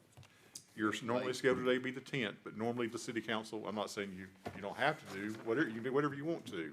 Historically, you have not moved that date. And in fact, the planning board has already been apprised of the fact that they should consider moving their meeting to one day later or more that week, so that you can still have your regular meeting, and anyone who comes in expecting to appear before the planning board, their cases still stay on schedule. So as it is now, it's still the 10th, which is the way it would fall. I just wanted to note Monday the 7th is Labor Day. I'm good. I've never seen a schedule that of least of conflicts. Yeah, it's unusual. So, and just to put it as plainly as possible, if you are comfortable with what you see in front of you, we will reduce it to an ordinance that'll be on the consent agenda at the December meeting for adoption. I'm good. I'm good. Yeah, looks good. And the 6 PM meeting time has been much appreciated. Yeah. That's been a great change. So with that consensus, the clerk will note it, and you'll see that ordinance on your consent agenda at December's meeting. Fine. All right, we've got that taken care of. Our next is a discussion of upcoming events and items, and I'm gonna start with the first one. It has come to my attention once again, as it happens annually, that Kelly Heath will be 29 November the 27th. Such is her birthday, so happy birthday upcoming. Thank you. Mr. Mayor Pro Tem, please don't overlook our fine clerk who turns 29 on the 25th. On the 25th. Yeah. It's a popular age. Oh, Ms. Heath, any items? Well, I will just say that it was, I mean, just what you said was just very well said about our mayor being here tonight. I mean, that was just very special to have him here, and I know he appreciated the opportunity to be here. I'll also say that I am grateful that the election process is over, but I am more grateful to have the ability to continue to serve, and certainly greatly looking forward to serving with Mr. Cheek and Mr. Skeen and Ms. Pugh, my other members of council. I can't express my gratitude enough, so thank you. Mr. Swayers. I concur. It's been a long, I wouldn't party to it, but it's been a long election process. Golly gee, I'm so tickled to death I didn't have to run this time. I can really appreciate that. Yeah. Me too. That's all I say. Oh, Mr. Burt, I'll get back to this here. Oh, you get back to this? I'll get back to this. Yeah, I too am grateful that the election process is over, and congratulations to Mr. Trogdon on his victory in becoming our next mayor. It's exciting times ahead for us. Lots of new council members will be up here, and looking forward to moving our city forward. And we got a lot of stuff ahead of us, and we'll do it because we have excellent staff. We're very thankful with our newer staff member here, the chief there, and boy, you're going to be really hard to replace. You know, so, but somebody will figure it out. Most definitely. And a while ago, you said, correct me if I'm wrong. When did we ever do that? That's right. That's just because y'all are kind, but I appreciate it. Anyway, but thank you for your service. Thank you. And thank everyone. So, yeah, big things ahead. Thank you, everybody who came out. Thank you. Mr. McCaskill. Well, I'll congratulate everyone who won the election. Of course, I didn't. That's not good, but that's the way life is. And, of course, I've enjoyed being on city council and working with city staff and all the fellow council people. And I wish everyone luck in governing the city in the future. There are a lot of really big issues ahead for the city. And it's going to take some smart thinking to get them fixed. And especially this, all this water and sewer issues that people talk about. Also, I might say that speaking about, we had several speakers talk about the speeding in their streets, neighborhood streets. I did some canvassing around neighborhood, which used to be called Dixieland Acres. I don't know if it's called that anymore, but the biggest complaint that I had was people speeding through the Pine Grove in the streets, and one lady wanted us to dead end Pine Grove to keep people from cutting through Pine Grove going over to from Zoo Parkway to Dixie Drive. And I told her, ma'am, I didn't think the city was gonna be able to do that. But it's just a problem apparently all over town, and I don't know what the answer to it is. But we need to really talk with our police about what's going on. Speeding neighborhoods. Yeah, everywhere. Mr. Mayor-elect. Well, I too am glad that the election is over. I echo that. Also glad we saw David, and he got to stay longer than I think he was intending. Yes. I thought he was gonna go for it. Yeah. Mr. Moffett, Mr. Bell, we were gonna miss you, but as y'all ride off into the sunset, we'll think about you. Clark, I think we might be able to get a motion without you here, but Well, I feel keep the phone handy. I feel confident. I wonder who's gonna do all this They motion. got another meeting they gotta come to. Who's gonna do the motion? This is not their last swan song. They gotta be here. But I am excited about our new council members that are coming in, two which are here tonight. Welcome, we're glad you're here. As Eddie said, we got a lot to do, and I know y'all are well aware of it. It was talked about enough during the election, and I look forward to working with you and the remaining council members going forward. Thank you. Very good. Well, as we enter this sunset of, and a season, we have many items on the list in front of us. You'll see on the agenda, normally we have some thises and that's, but rarely do you see a list this full with, high priority, high visibility items, from the things at the Sunsets Theater, especially the Field of Honor, the Veterans Day, Rock and Roll Elvis Christmas. That sounds exciting. And the Christmas tree, I think Kelly is rounding up people's. Yep, we had a Christmas to event light the committee tree, meeting this morning. We're full bore on that. The Christmas parade. Do you know what we're riding on? Where you gonna ride on? The new garbage truck. You can, it's outside. We can fit in it. If you haven't seen it, please go see it.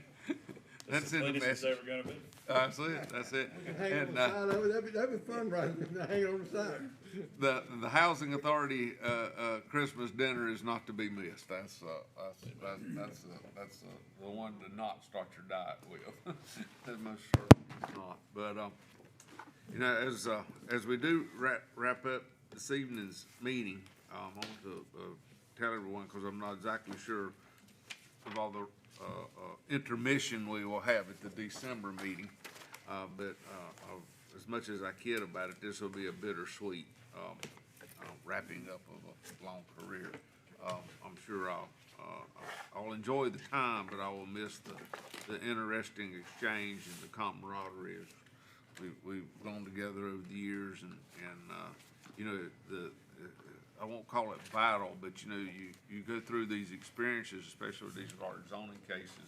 You just have to make some decisions, you know, to do the best you can with it, and hope everyone, like most negotiations, nobody leaves happy if everybody just leaves satisfied you've done your work. So I wish everyone the best going forward. I think we're leaving it in a little better shape than we found it, but I think as we've all said, there's more to do. We finished one area of work just to go to the next area. So I thank everyone for their attention, for and involvement and engagement, and wish everyone well. At this time, what I'm sure to be the last clanging of this gavel for myself. Somebody else will end the December one, but thank you all and good night. Happy Thanksgiving. All righty.